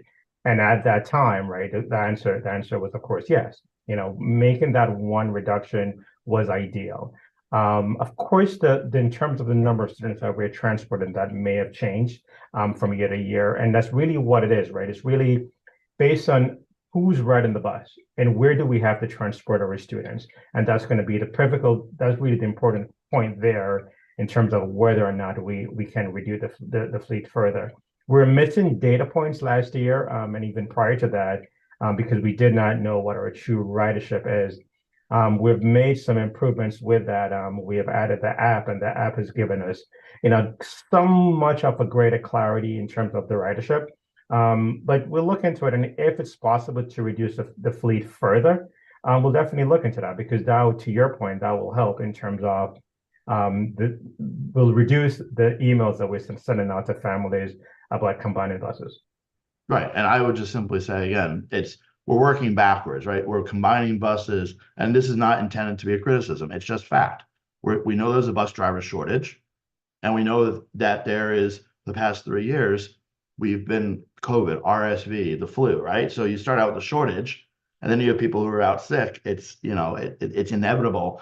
My point simply being is we have for the past 3 years successfully navigated getting our students home with a reduced number of buses on what appears to be almost a daily basis. So we should be doing an analysis, and I'm not sure that we should be using First Student as the sole analyzer because it's in their business interest not to reduce. So I just want to get into your, get onto your desk, so to speak. I think there's an opportunity to look at the utilization of how many buses we have and can we reduce, and maybe go to First Student and simply say, not can we reduce, but if we reduced one more bus or 2 more buses, what would the flow look like? Because I just don't see, it's not in their interest to say, yeah, let's take another bus offline. It's not in their business interest to do that. And then related, will we be getting a credit again this year from First Student the way we did last year due to the ongoing reduction of buses? That's correct. If First Student if they don't operate a run, we do get credit for that. And is that adding up to something substantial? I know it was substantial last year. It was substantial last year. At this point, we do anticipate that this shortage is really temporary. As to whether or not it will be significant, it all depends on if they're able to find the drivers if they're able to replace the drivers that we had because of turnover and some other incidents. So do we get credit each time a bus route is not run? Or is there some tip? Okay, so when today, for example, we had a couple bus routes or a bus route combined. So that one bus that doesn't run equals some sort of credit. Yes. Okay. So from a trending perspective, has that number been factored into this budget as far as a credit coming back? It is not. Are you saying that we should factor in some number for credits? I mean, to me, if it's substantial in the grand scheme of not the overall budget, but of the transportation piece of the budget. Can you define what's substantial in your opinion? As a percentage, I would say 20% of the transportation budget. All right. So for this year, I think our credit that we received from First Student from credits was somewhere in the range of 20 plus $1,000. The transportation budget, I think, is over $1 million. So if you're saying to me that we should factor in some money, regardless of what it is, in terms of a credit, sure, we can do that. We will be facing some significant increase in terms of contract prices and stuff going forward for next year. This is the final year of our contract with First Student, so sure, we can factor some dollars in, and it will not make a significant impact. But for clarity and just to have items there, we could do that.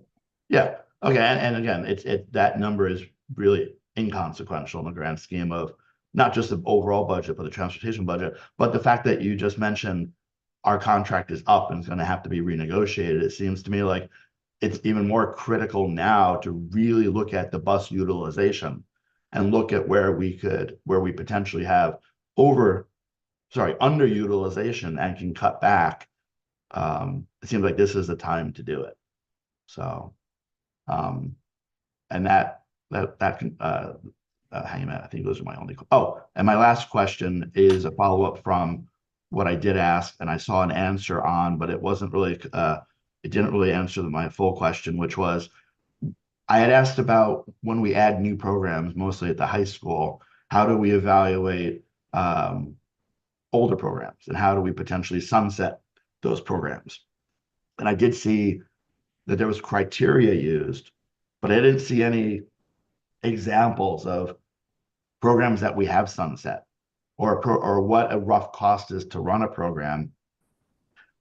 So that was sort of the basis of my question was, what does it cost us to operate programs, and how do we, as we add more programs, when do we sunset programs, and is there a cost savings? Or is it still a teacher has spare capacity? So, they're teaching composting, which is a new program, and at the same time they're teaching welding. I'm just making that up, which, is an older program.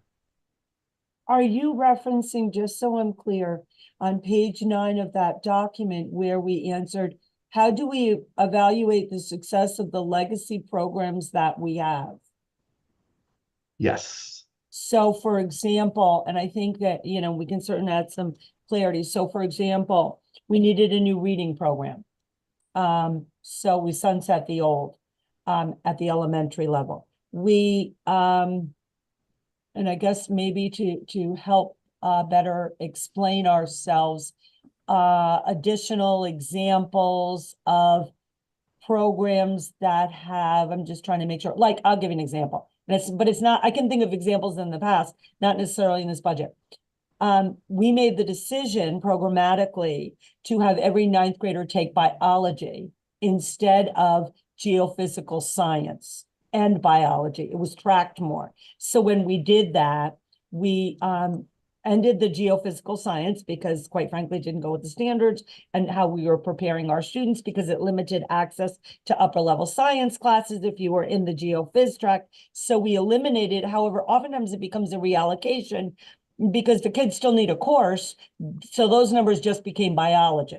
Is it those kinds of examples that would help to better explain our process? No, I think so. I think the intent was that the question is on page 9, but I don't think it captured the real intent of the question, which is more, where do you, like the sustainability program that we recently added, the composting class, maybe the program, maybe using the word program is the incorrect word, but the composting, the sustainability, the STEM things that we've added, the VR that we added, I think there was, what do you call those?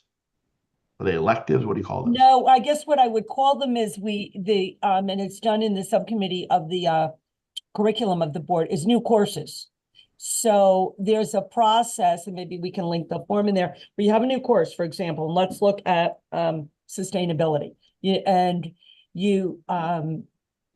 We put in for the new course of sustainability, and part of it is like, so why did we do that? We did it because student interest had grown in environmental science. However, when you look at environmental science, it's the same theme, but the sustainable living course is different because it's more project-based. It's a different group dynamic, and I would say student-centered course that the students wanted to do. And the sort of the guru on that is our environmental science teacher. So when you do the new course and you put it in the proposal, and we requested it, you talk about like, how is this being paid for? How is it decided? All of that is in in that process, I guess I would say. And in that particular course in sustainability, when you look at it, you'll see that what often happens is it may be a new course, but some of the kids that were taking environmental might go to that course. So where you had 5 sections of environmental, now maybe you have 3 sections of environmental and 2 of sustainability. So it's often not just adding extra in, it's usually we're big on reallocating and figuring out a way to keep it cost neutral, but to reflect what our students need. You know, years ago, we had more half-year courses at the high school in science. We had astronomy. We had, there was a couple of others. We got rid of them. Sometimes they just dwindle out. The kids didn't want to take them. And so that's when we put in anatomy and physiology, because there were kids interested in the medical field that said, we need this course, you know? And so those are kinds of, I guess, the drivers. You look at what the student interest, you also look at state mandates, but, you know, we pretty much meet a lot of the state mandates with some tweaking, but we look also at how can we prepare our students best? And we look at groups that come in, like Tri-State. The reason that our science program changed was because Tri-State came in and said, you really need a better pre-engineering program. You know, old-fashioned drafting and all that, you need to do something different. Go look at Project Lead the Way. And we got in the car, we drove down to New Jersey to look at a gold school. You know, you talk about rankings. What does this school have? Oh, Project Lead the Way. And that's where it came from that. Same thing with the new math program. Tri-State came in and said, your resources are over 12 years old, and they do not support the kind of learning that needs to, the way the instruction needs to be. We have to look at it. We have to revisit it. That's what came out. So there's, every area is a little bit different systematically, but there is a process, a thought process behind it, and always looking at, can we offer something every other year? We can't carry music theory every year. It flips.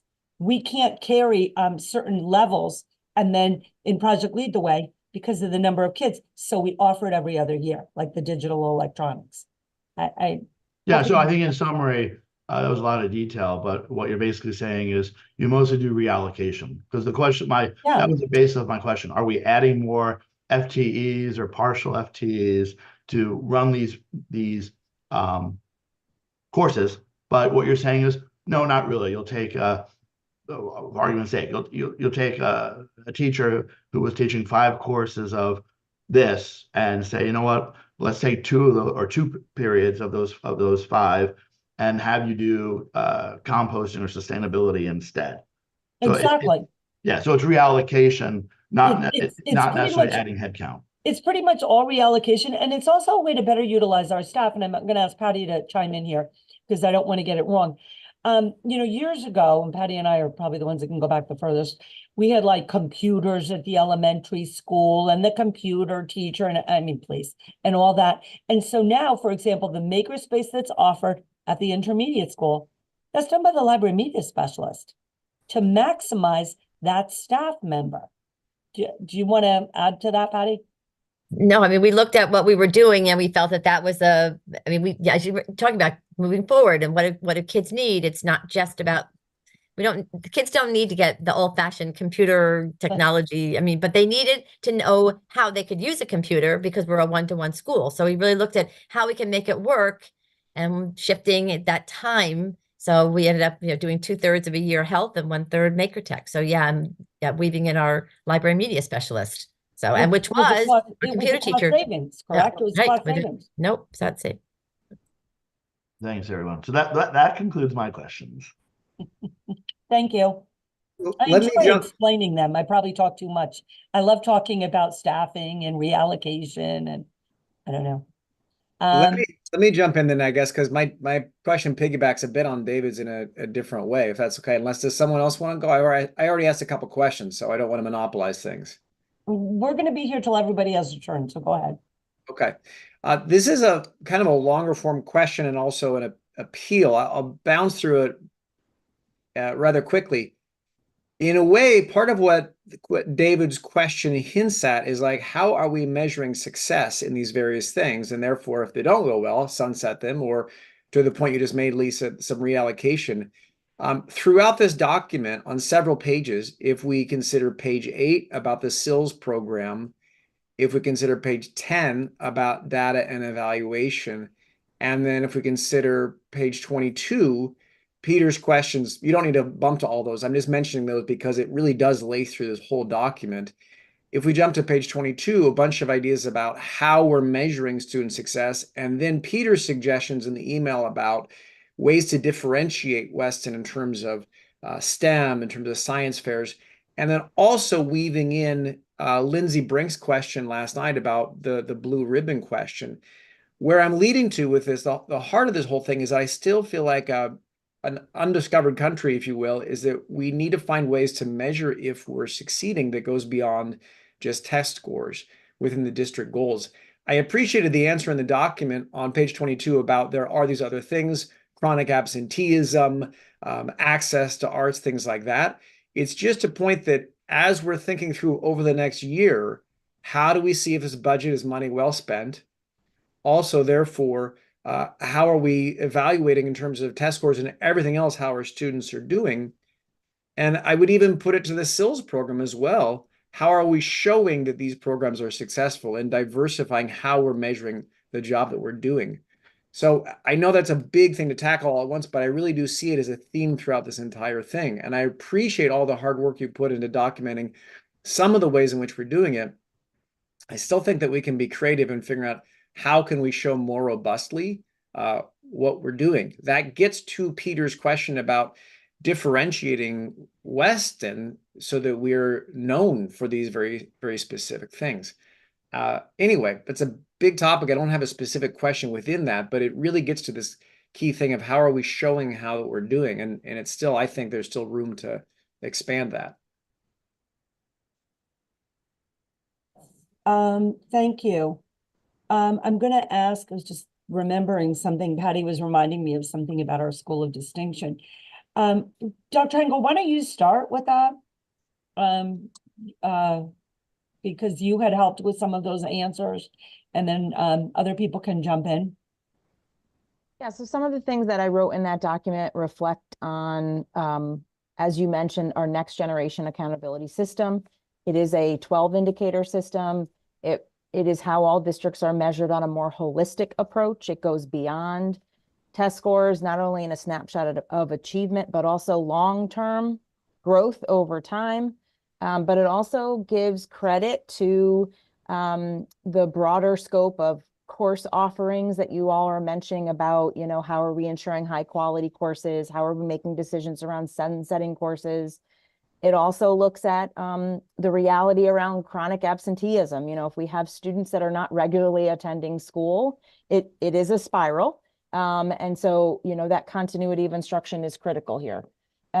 We also look at the physical education aspect that is part of that next generation accountability system. So that is a more holistic approach that does include not only achievement and growth relative to student assessment data, but also a broader picture around what does Weston Story look like. Tina, can I jump in for a second or not? Yeah.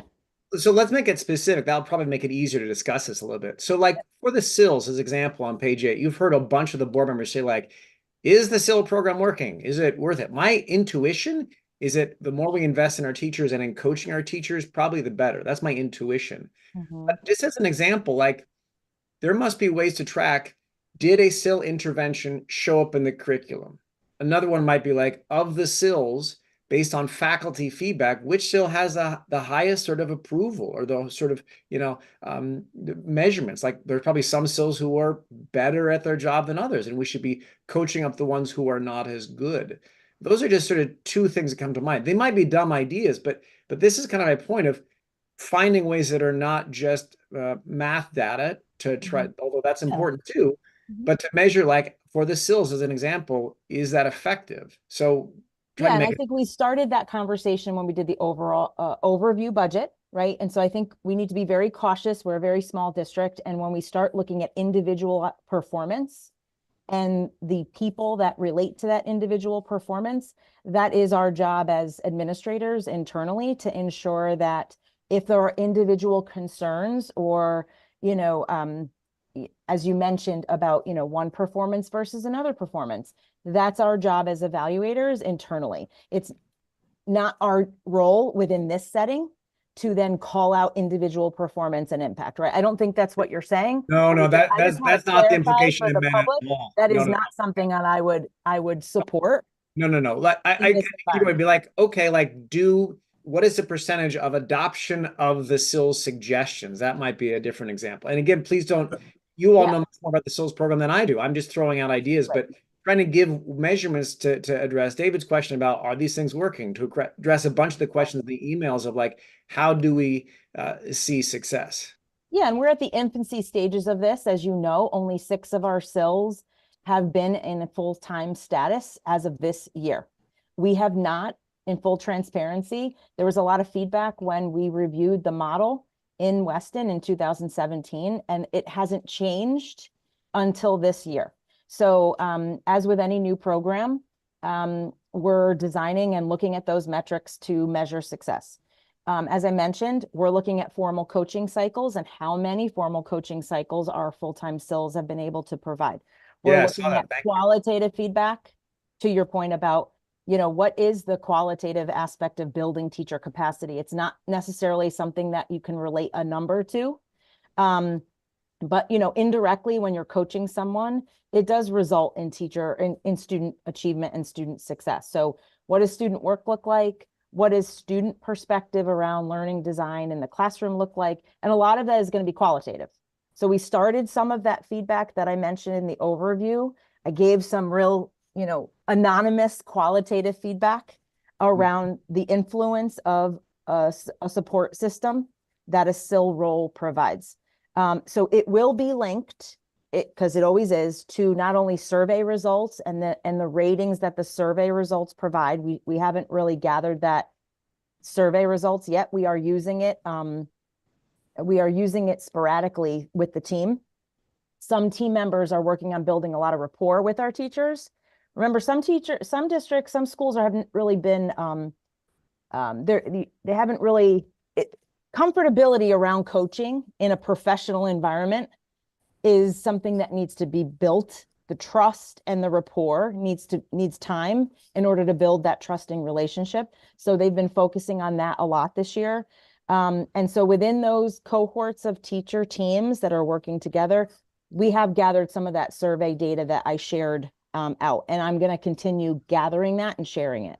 So qualitative data from staff, qualitative data from students, and then we are going to relate student achievement to it, because that's the reality.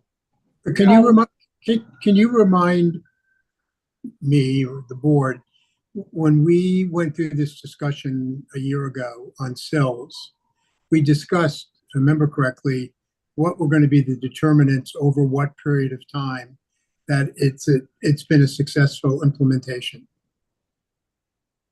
In my presentation, I mentioned the same indicators of success. It was survey results, qualitative survey results from staff and students. It was student achievement data linked to specific content areas. Because remember, we currently only have full-time SILs in literacy and math in the district. Yep. And the remaining members of the department, they still function under preparing for classes. They teach, yep. Most of them teach the majority of their day. So as I mentioned last year when I presented this, it's very demanding to be working under 2 job descriptions and the preparation that is required to serve under both job descriptions. So we've really been focusing on the full-time curriculum and instruction leaders, because they get to really zoom in on that work and what it really truly means to be a full-time coach in these environments. Okay, thanks. Tina, one thought on that, and I appreciate the point on page 10 where you talk about, Power School and things like that. I understand that it's not useful to have everybody snooping into this, but if there's an example you could one time give us perhaps of, this view that administrators and SILs get into Power School, if you think that's appropriate, that might be a great way to help us understand, kind of how you're measuring these things. When you say view, are you talking about the Tableau licenses I mentioned around data analysis? Yeah. We use, so the views that we provide you during our updates at a district and school level, those are visualizations from Tableau. Gotcha. So you've been seeing them. So it models what our teachers get to use and our SILs and our administrators get to use on the ground, boots on the ground. They get to manipulate the data based on the questions that they're asking at those meetings, whether it be math, whether it be cohort data, whether it be growth over time, whether it be achievement data. So you've actually been seeing some of those visualizations at the district level, but we do not, Dan, you can add in if I'm wrong, but from what I understand, we do not have a one-on-one license for everyone in the district. We only have a certain number of licenses and we allocate who gets to use them, correct? That is correct. We have a finite amount of licenses. And so, we do what we can to give access to everybody, but unfortunately we do not have one license for every teacher in the district. Right. So those teacher team meetings are critical because typically the SIL and the administrators are the only ones that have those licenses. So a lot of times teachers use alternate means to analyze some of that data, or the SIL needs to provide kind of sheets or, data analysis visualizations to the teachers because they don't have the same access level. And then, I am interested too, Lisa, what you said about Lindsay Brink's question last night about blue ribbon schools and getting into what those evaluations are. I think it's worth flagging that and also flagging Peter's email about some of these science fairs and the ways in which we could use STEM to differentiate us. And the bigger question of legacy in the document, most of that was said like those have to be school by school decisions. The point is, I think that at the heart of the blue ribbon school question, at the heart of what Peter's asking about of what are we going to be known for in our legacy, the question is, what are we going to do to show that it's not just, this like random test score ranking that says we're 3rd in Connecticut or 7th in Connecticut or whatever, but what are we known for? So I think that the kind of analysis you're talking about of could we be blue ribbon, or is there other ways to differentiate us as a school district? I think it's worth thinking of those ideas that are flagged and also examining the blue ribbon criteria. Can I just elaborate on that, Lisa? What does it mean to be a blue ribbon school? Yeah, so let me take a stab at answering all of that, okay? When we talk about, and I'm going to talk a little bit about big picture, then I'll work my way into the blue ribbon. So when I think of Weston and what we're known for, and I would go around and say, oh yeah, we're the one of the top 10 high schools in the country. Oh, we are? Yeah, because I felt that way. How do you measure that? So how do you measure this? And then you look at the district level. What we are known for simply in Weston, it goes back to that tradition, is, when we look at the other communities, it's the overall program, the academic program, the trajectory of that program, how well these students are prepared after their 13 years in the Weston Public School when they leave Weston, and 99% of them go to college. Okay, that's our focus, preparing them quite simply for the next level at the university. That's our focus. And there are many components that go into that about the connections with the adults and their peers are the strongest thing that we focus on pre-K-12. The academic program and being able to give them access and a rigorous program all along the line. So, it starts in kindergarten when they are prepared for the high school to be able to go through and have a program of studies that matches their interests, passions, making sure that they're on track to graduate, but to get them at a place where they are going to be, I often said, they become the leaders. We've seen it in the graduates that leave here. They become the next global leaders. I've seen it time and time again when kids graduate. That's really the focus. And that's what the distinction is here. It's not necessarily we're #1 STEM. We offer Chinese, and This other school doesn't. They offer German. It's what happens when the kids leave and their success story and their connections along the way and what kind of global citizens they turn into. Now, that being said, when you look at that, there are so many other aspects of data. You know, I could probably list 30 things of data that we look at that inform instruction. There are the test scores, yes. Yeah, there's the attendance. Yeah, there's the physical fitness rates, all that. What about the AP scores? What about the number of kids that take AP courses and the access to those courses and honors courses? What are they at the high school? What about the participation rate starting very early at WIS in the sustainability and the green teams? All of that we keep track of. How many kids are enrolled in these programs? 70% of our kids participate in athletics. How many do in theater? At what grade level? All of that is data to create, you know, to say, what does the school speak to? What about our attendance rates? We saw, and we got into looking at that at Hurlbut, they were a little bit high because, frankly, it's easier to pull a child out at elementary school, perhaps to go on a vacation, than it is as they move up the ranks. What, to the point of the curriculum instructional leader, what do our teacher evaluations? We have to report to the state the status of our teachers when we evaluate them. Are they all meeting district standards? And I will say we worked really hard, and I'm so glad we have a director of human resources to work really hard in hiring, retention, to make sure. I remember when I was high school principal, we said, let's look at all of the domains that we score our teachers on and see what area might they be a little bit not as strong in. You know, 4 is exemplary.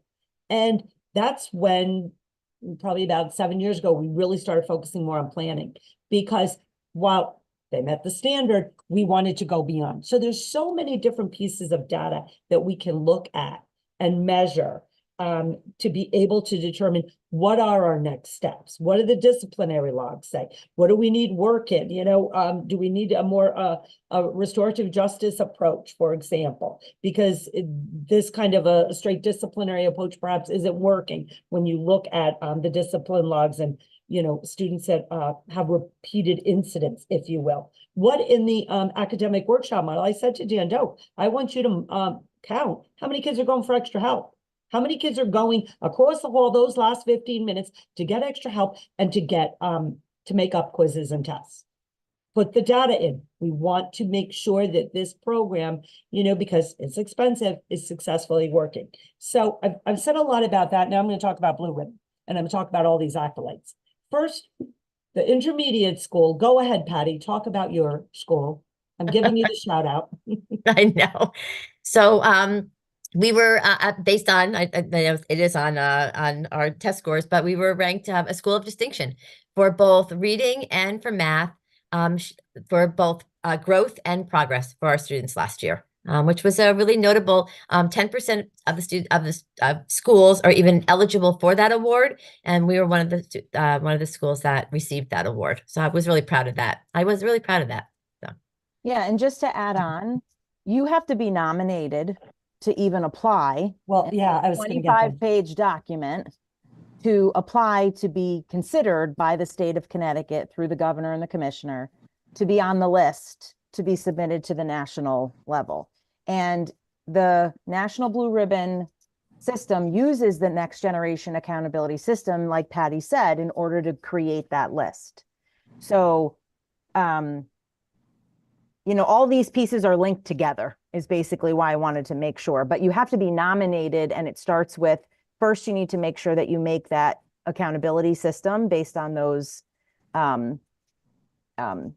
identifiers that Patty was talking about before. The question is, so if I may, if I can elaborate a little bit, just hold off, Steve, on the Blue Ribbon. Now getting to that, because a lot of times there's some history about the Blue Ribbon. Okay, it started in 1982. You have to be nominated. And then you have to go through the process. You apply. Weston High School received it twice. Once when I first pretty much came to the high school, and then the second time under my tenure. It was very exciting. We went to Washington. We accepted the Blue Ribbon. You have to be nominated. You have to be able to fill out the paperwork, everything else, and you get a banner. And then you get asked, do you want a big fancy banner? And we paid for a big fancy banner, and we put it out in front of the school. And there is a rule with the Blue Ribbon program that after 5 years, you got to take the banner down. And Mhm. so the banner was taken down because I follow the rules. And then people said, oh no, we lost our blue ribbon status as a district. It wasn't a district, it was just a high school, and we followed the rules. So if you see banners that have been up for 10, 15 years, they're not supposed to be. Now, that being said, so we have not been invited back. It's not something that happens. I mean, there was probably, oh my God, 25 years in between, 30 years, the first time and the second time, to ask for a blue ribbon. And then there are other awards that we apply for that we think, we think we're a great school and we want to apply for it. Laura Cadis recently submitted a beautiful application. Can you elaborate a little bit on that? Yes, thank you, Lisa. So some people often ask, well, what about Hurlbut? Why aren't we a part of a lot of these programs? Almost all of the schools of distinction or, award-winning schools are very much tied to state assessments. And because we're a pre-K to 2 school, we don't have those state level assessments. The SBACs, and I think most states start their state testing in 3rd grade. So if you're a pre-K to 2 school, you're often, you're just not a part of that. So, and being a pre-K to 2 school is really a unique gift. It's a fabulous way to really focus on those primary years and to make the school all about very young learners. But it does leave us in a position where, we're just not eligible for a lot of those things. So we're always looking to see, because we are very proud of our program and what we accomplish with our very young children, are there ways to celebrate all the great work going on here? So Lisa's been very supportive of that, which we appreciate. So stay tuned. Yeah, we're waiting to hear. We certainly hope that Hurlbut will be recognized. So I would say to you that, for that blue ribbon, and the elementary, the middle school, there's blue ribbon middle schools. Who knows now with our new model and everything else that we've implemented and being true to that teaming model, perhaps that recognition is forthcoming. But that's kind of I would say a little bit of history behind some of these awards. We're a national green ribbon school, very exciting on sustainability, and I believe WIS is applying, correct? Patty, the green team advisor, John Basigli, is applying to be a national green ribbon school for the intermediate school. But again, I remember the kids went down to Washington at the high school to accept that green ribbon. Very exciting because of the work they had done in sustainability. For that one, I think it was an open application and they applied. And sometimes that's also the case. You have somebody that has the time to put in the application, you could get recognized. And that's what I believe happened there. But Lisa, I have a quick question about the blue ribbon. You mentioned numerous times that the school district has to be nominated. Who nominates the school district? You get a letter from the the national organization, the federal government. They sent me a letter and they're like, you have been nominated. Here, fill out the form. Oh, it was so exciting. And So we don't know who nominated us then? No, they pick it. Like, it's not like someone says, here's the school. Like, it's not like, a Board of Ed member is going to say, hey, consider. No, it's done at that organizational level. And there's a filter of how they decide by state. Okay. But are there serial blue ribbon schools? I don't know what you mean serial. What's that mean? Same school year after year. No. I mean, there's 30 so years in between ours. No. How frequently can a school be nominated for blue ribbon? Is there, there are some schools that get it every 5 years. There are some schools that get it like us once every 25, 30 years. Do we have any idea on the frequency? No. From what I understand and what I'm reading right now, it's based on the Next Generation Accountability System. That's how they determine those schools that are nominated. In addition, the state has to ensure that of the list that they email out, a third of that list is from disadvantaged populations. Okay. So, then we're off that list. And then, a third, I mean, we're up. Yeah. So the other piece of it, as Lisa mentioned, I looked at the 25-page application. It's quite extensive as well. So I would assume, yes, we have Patty's school, for example, would be on the nomination list. Then we would likely need to include, I don't know if we got the email, but I obviously you have to fill out the application and then you submit it to the commissioner adds you to the list, and then it goes to the national review. This year, Groton Schools was one of the schools that was awarded for 2023. What school, Tina? I'll pull it up school? right now. Give me one 'Cause second. There were 4 it's- schools that got the blue No, ribbon. I think it's more of there there are all kinds of awards, right? Yeah. I mean, all of a sudden, there's there's US News and World Report, they all see, and they all come up with different decisions.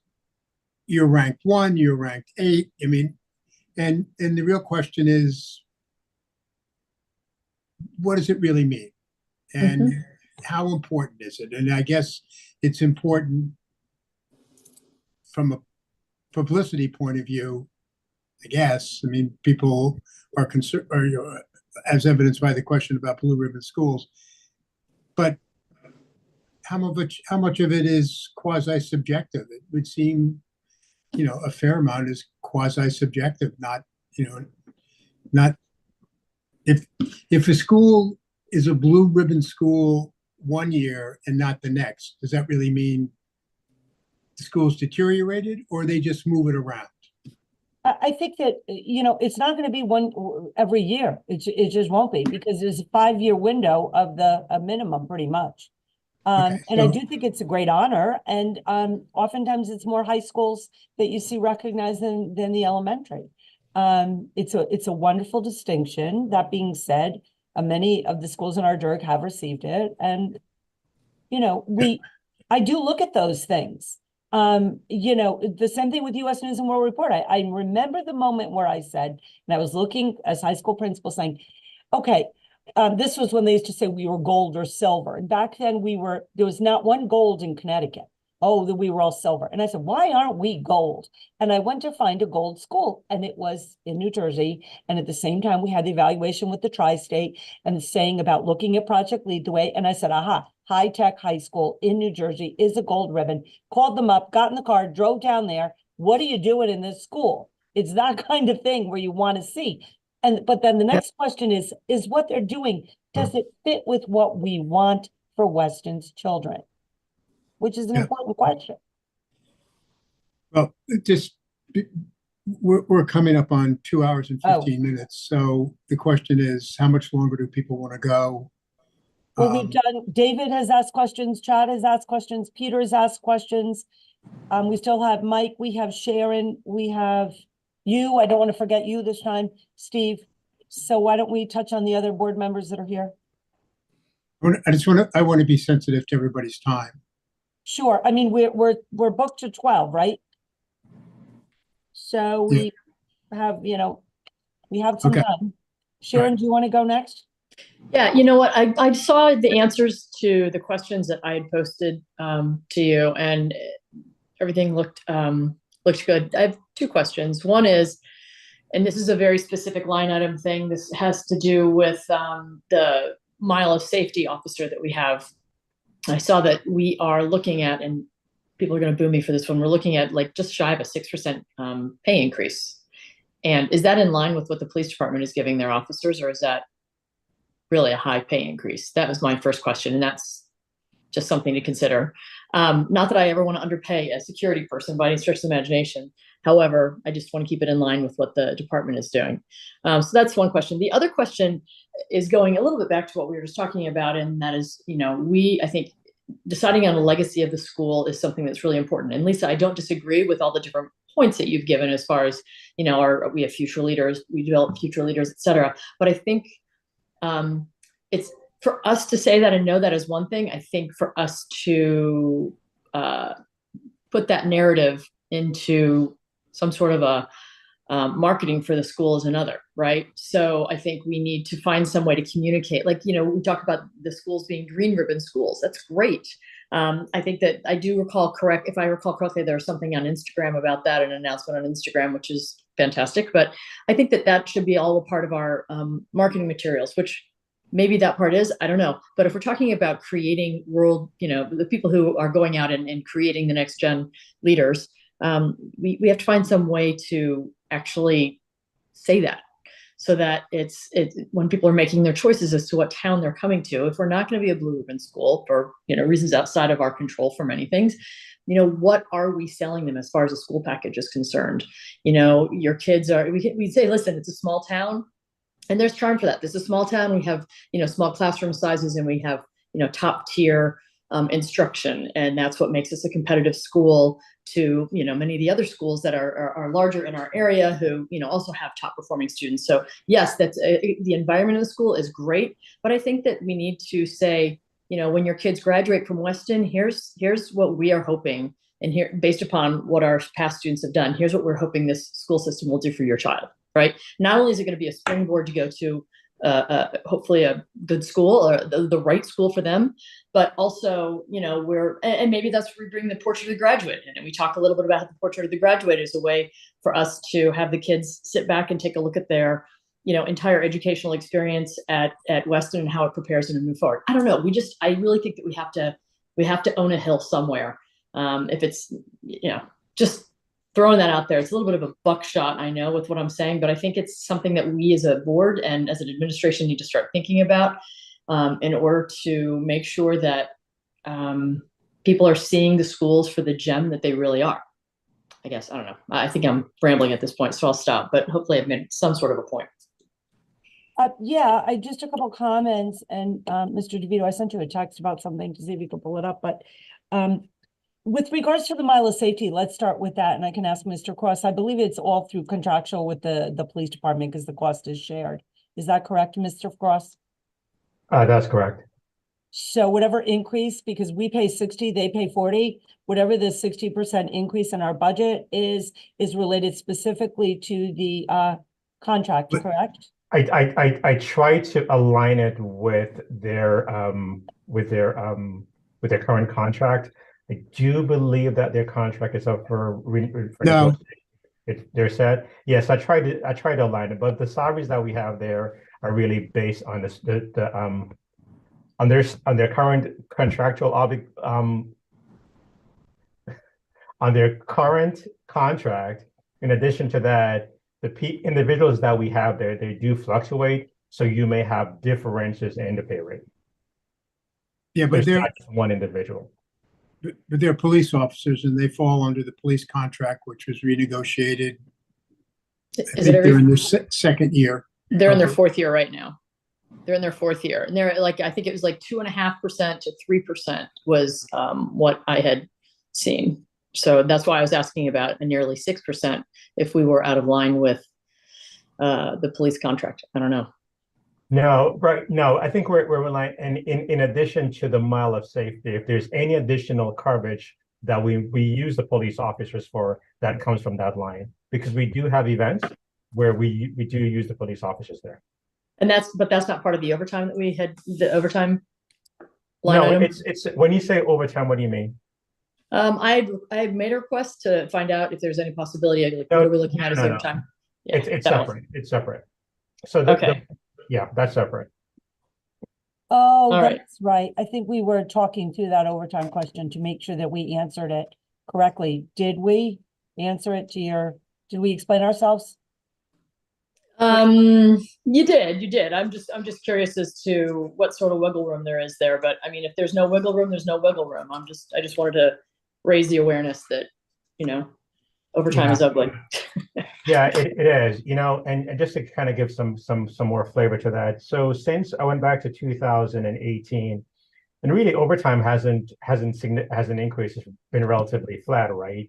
Where in 2018 we were at 202,000, in 19 we were at 217, and in 20 we were at about 163, give or take, just for the maintenance staff.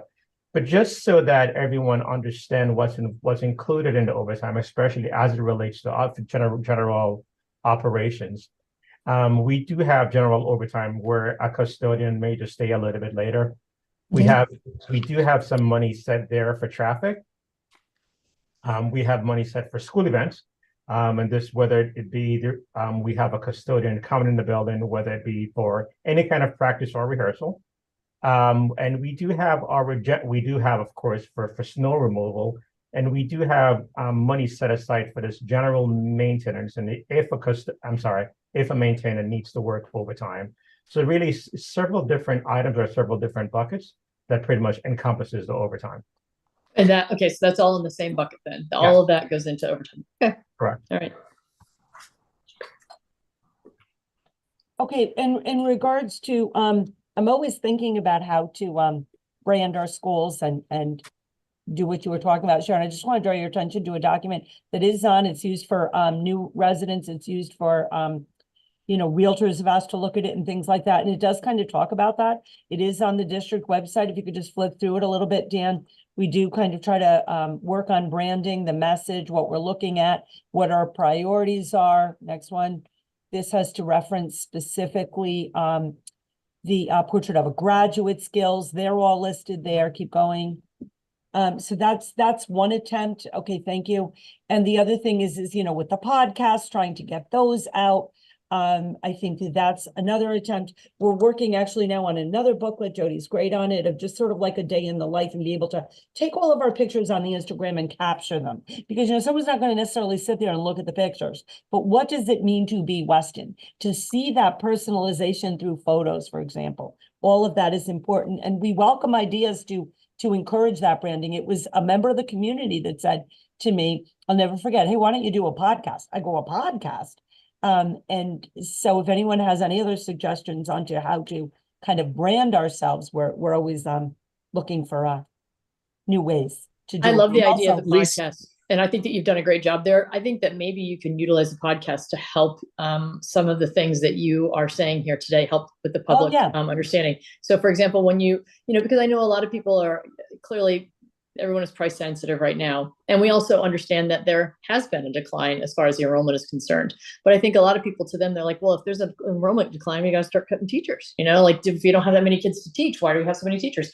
But what they don't understand is the nuances with, you know, the classroom size, and for younger kids, like, okay, so we cut a teacher and now we've got these overcrowded classes and things like that. You may want to do some sort of a podcast to help market and help, not market, but help people understand exactly why. Because it's not as simple as everyone seems to think it is. The other thing is taking a look at the brochure that you just did. You know, we've got some of the top private schools in the area here too. And I think taking a look at some of their marketing materials would be helpful in helping us develop our marketing materials. Yeah, that's how we got this new book program, frankly. Good. But yeah, in my spare time, I often look at websites. All right, excellent. Okay, your question's done. I want to move on now to Mike to make sure that he might have some other questions. All right, quickly, I'm not going to belabor any of these points. First point, piggybacking off Sharon, just what she was talking about. Yeah, look, I agree. I mean, I had no idea, for example, Patty, you know, WIS was now a school of distinction for, you know, reading and math. So I don't have a child at WIS. I don't know if you send that out, right? That notification out to parents that are in WIS, or there's some district notice that I missed. But again, I think part of the issue, right, is communication and giving ourselves a win when we have one and communicating that to the parents and to the community. So I think that's important. So moving on, two other questions I had. I know we talked about the transportation issue. I don't know that there's any solve to my original question, which you addressed in the document here. I guess to David's point too before, well, you know, if we are operating, I guess, frequently, and look, I get these notices all the time. My wife gets them. I know a lot of our friends get them that have children in school, right? These notices that they're combined bus routes. So is there an ability to save money there? I don't know. I do know that it's just a negative, right, for parents to continually get these messages. So I don't know how we alleviate that. If we cut down on the bus routes, do we still subject ourselves to the same sort of volatility? And now we find ourselves in a worse position because now we're really disrupting bus routes. I don't know. I don't know what the solve to that is. It looks like there's an upcoming bid, I guess, you know, with this new contract to be negotiated in June. So I don't know if there are other players there that bids are going out to, if there's a real solve here, but it would be great if one way or another, right, we can communicate to parents, right, you know, within the district that, of course, that there's not this total what seems like disruption, and whether it's we agree to, fewer number of bus routes, or we, I don't know, some way make sure that those routes are fully staffed. It's just a negative. It's a negative for a lot of parents to get that every morning. So that's my other just point. My last point / question is, just as a newbie, just if someone could explain to me the teaming model just in greater depth. I don't know that I fully understand the teaming model in the middle school. There's a cost to it, as it does seem like it does force a number of sections.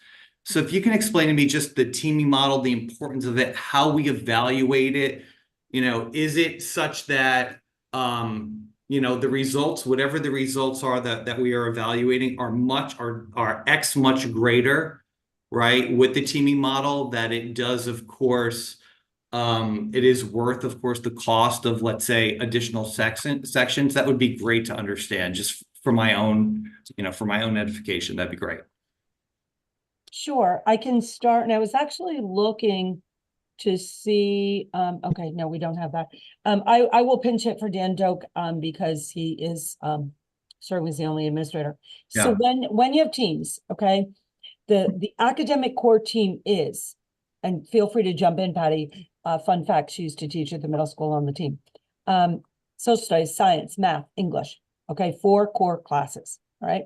And so what we try to do is we try to make sure, based on the, on the number, why it's important to keep the 8 sections, if you will, which, 8, 6, some even number, is because you don't want imbalanced teams. And what I mean by that is, so a teacher teaches, let's say I'm a 6th grade social studies teacher.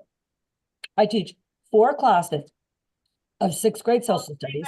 My 5th class is the academic workshop model, which was something that we put in, and I can send you the link, Michael. It is under the supplemental materials in the budget for last year. And what that academic workshop is I think Dan explained it. It's quarterly. The kids go through those 4 classes, and they do specific projects based on curriculum. It's explained in that document. But the other important thing is the last 15 minutes, they make up quizzes, they get extra help, everything like that.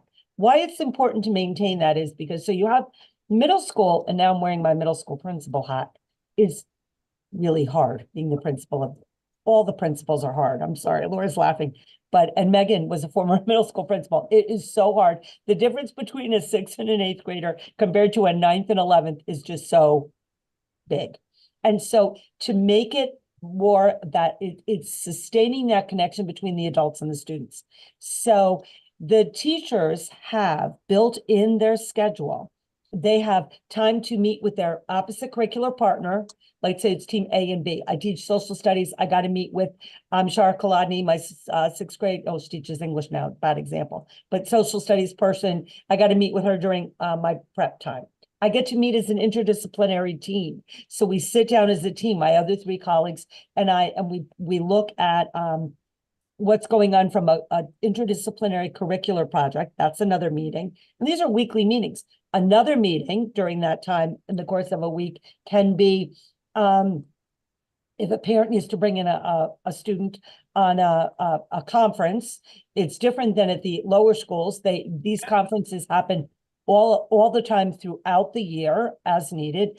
And then the other thing is they do what's called a hands-up meeting, which is really important. The team sits down and they literally, the counselor on the grade level team, she goes to both teams, and they'll go through the list and they'll say, okay, Tina Henkel, any concerns about Tina, Paul, Patty, Megan, and they will go through and say, I noticed that, Tina was slipping in class. My class, she didn't have her homework. She seems really tired.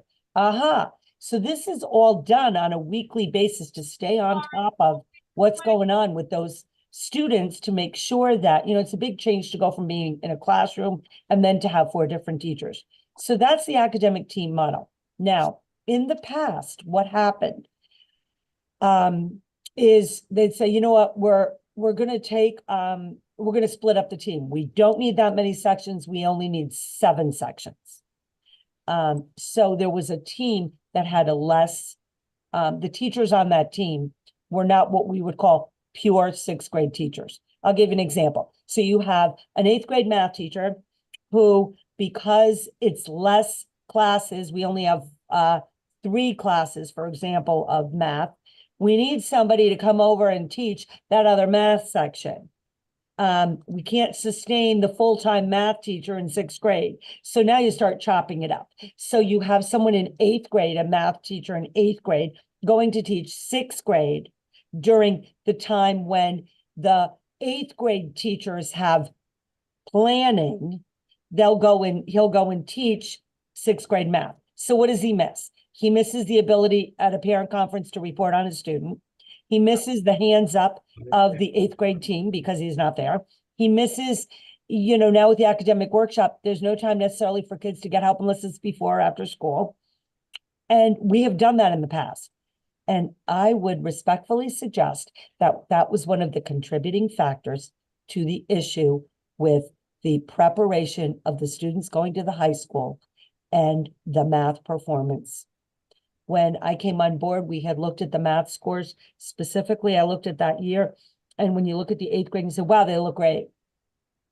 Until you take out the 2 higher level tracks. And then you look at the basic, college prep class, 8th grade, moving into 9th, that will take algebra. And you looked at those scores and it was like, what do you mean only 30 or 40% of the students are prepared for high school? That is completely unacceptable. Then you look at, well, who was the teacher? Oh, the teacher was the teacher that was teaching off team for 2 years and was never available when those kids needed it. That's a real problem. Like, that can't go on. And I'm very passionate about that because that was the track my daughter was in. But so that's what happens when you when he says it erodes it. And one of the other things that we kept looking at was, how can we get these kids to be able to have extra help in an appropriate way?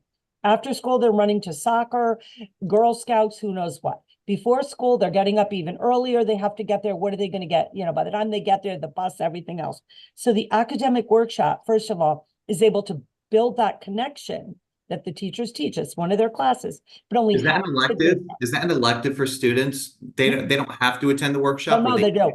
They're required. They're required. So what it is at the middle school, you have students that are required to do academic workshop every other day. So it might be opposite, for example, band. They have to go every other day and they rotate through those 4 core disciplines. However, the last 15 minutes, which is crucial because I see it all the time, because the classes are, in a pod. Okay, I'm going over to Mr. Reddington. I got to make up a math test in 8th grade. Okay, I'm going here. I need some more clarification there. And it flexes it out, providing it in the day, access for all, which is another big deal, to be able to keep them on track for what they're doing. So that was a big win. And we've already seen gains in that. And like I was saying, I made them keep track. How many kids are coming? When are they coming? How are they aware of it? They sign on. How are you using that time? Because it's a very expensive model. Patty, I don't know if you want to add anything because you worked under that model, or you kind of did 5th grade, but is there anything? And we do teaming, but not to that extent like the middle school does. But it really does help with the teachers being focused primarily just on that one grade level, one subject matter, and really having that in-depth and then making that connection with students, I think is really important. Can I add something in here from a parent perspective? Yeah, sure. Because we've got a lot of kids.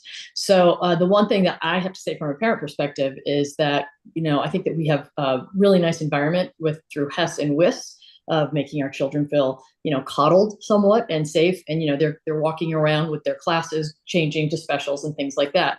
They a little bit in 5th grade, they start going, they switch, between classes, but they switch as a group kind of thing. When you go to the middle school, there's the option between a middle school philosophy or a junior high philosophy. I personally went to a junior high philosophy.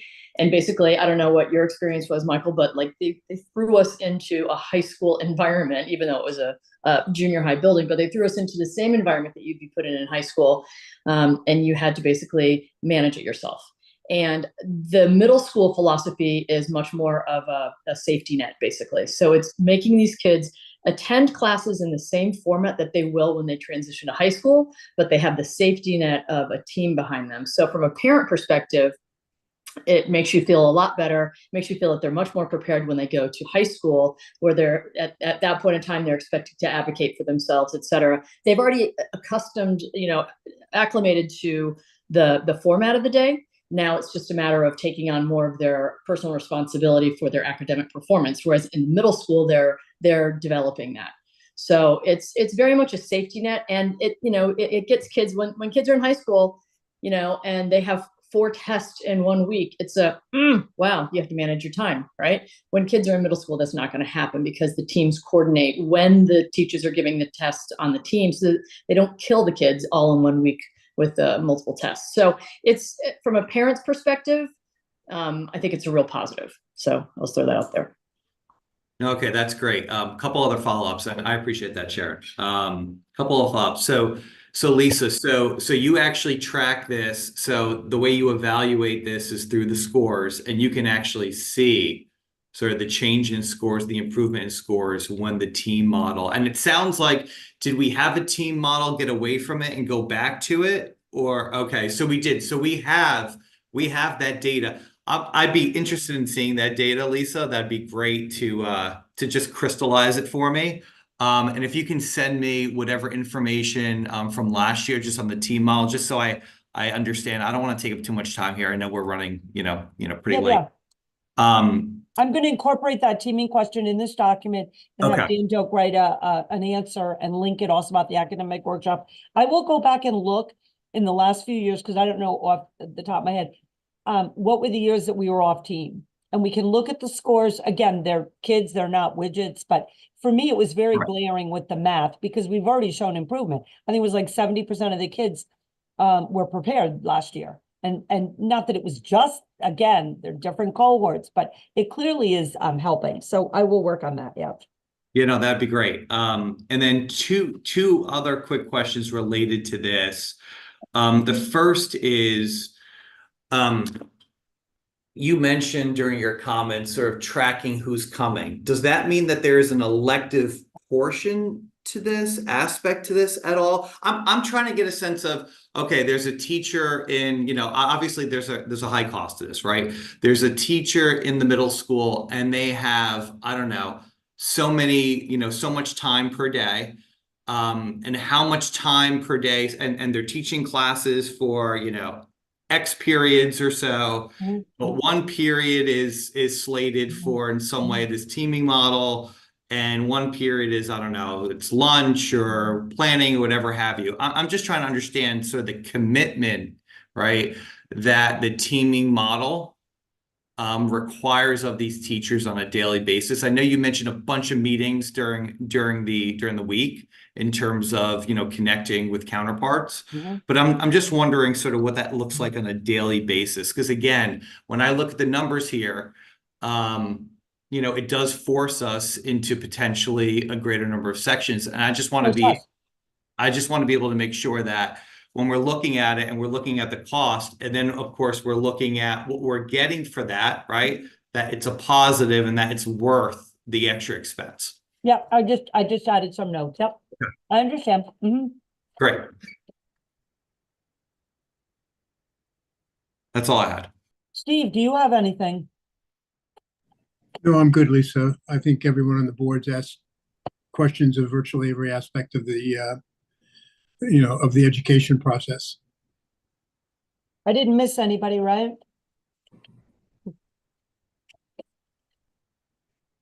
Right, so I'm trying to look at our schedule where we're here. Tomorrow there is a finance subcommittee meeting that people are welcome to join and listen if you're not on the committee. That's tomorrow.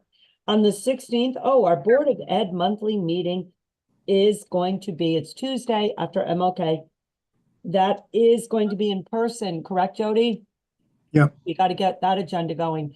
And it's great that it's going to be in person, because we have a couple of in-person recognitions, including our Teacher of the Year, Sharon Wynn, which it's just nice to be in person. And we need to make sure that our student reps know that too. Then we have another public forum next week. So we have Tuesday, Thursday, we have another public forum. Right. And we have our last budget workshop on the 22nd, that Monday. Right. And then we have the adoption. one clarifying question, public forum number 2. Is that going to be the 18th on Thursday? In person or Zoom? Zoom. Zoom? Okay. And we have the approval adoption, hopefully on Tuesday, the 23rd. And if we still have some additional work to do to make everyone feel comfortable with the budget, we can do that on Thursday, the 25th, if needed. So that's kind of an overall thing. And I would ask again, if you haven't replied to the doodle poll or whatever it is regarding the executive session, to please let on safety and security, please let Ms. Saketa know. So we want to move forward with that. Is there anything else that I can clarify or any parting directives? Nope. Okay, we will work on getting those answers. I like to get them out before the next meeting. I think it's helpful. We've already been working on them, and I will make sure that a link goes out tomorrow. The information goes out to district families tomorrow, and we'll also send it over and ask the first selectwoman to put it out. So again, if there's any other clarifying things once you get off the call here, say, gee, I really wish I'd known about that, please just drop me an email and CC the board members and just put for information purposes only, so, you know, can engage in a conversation. Okay? Perfect. Great. All right, Well, thank you. can I have a motion to adjourn, please? I move. Second? Okay. All those in favor? Aye. Aye. Aye. Thank you, everybody. Thank you. Thanks, guys.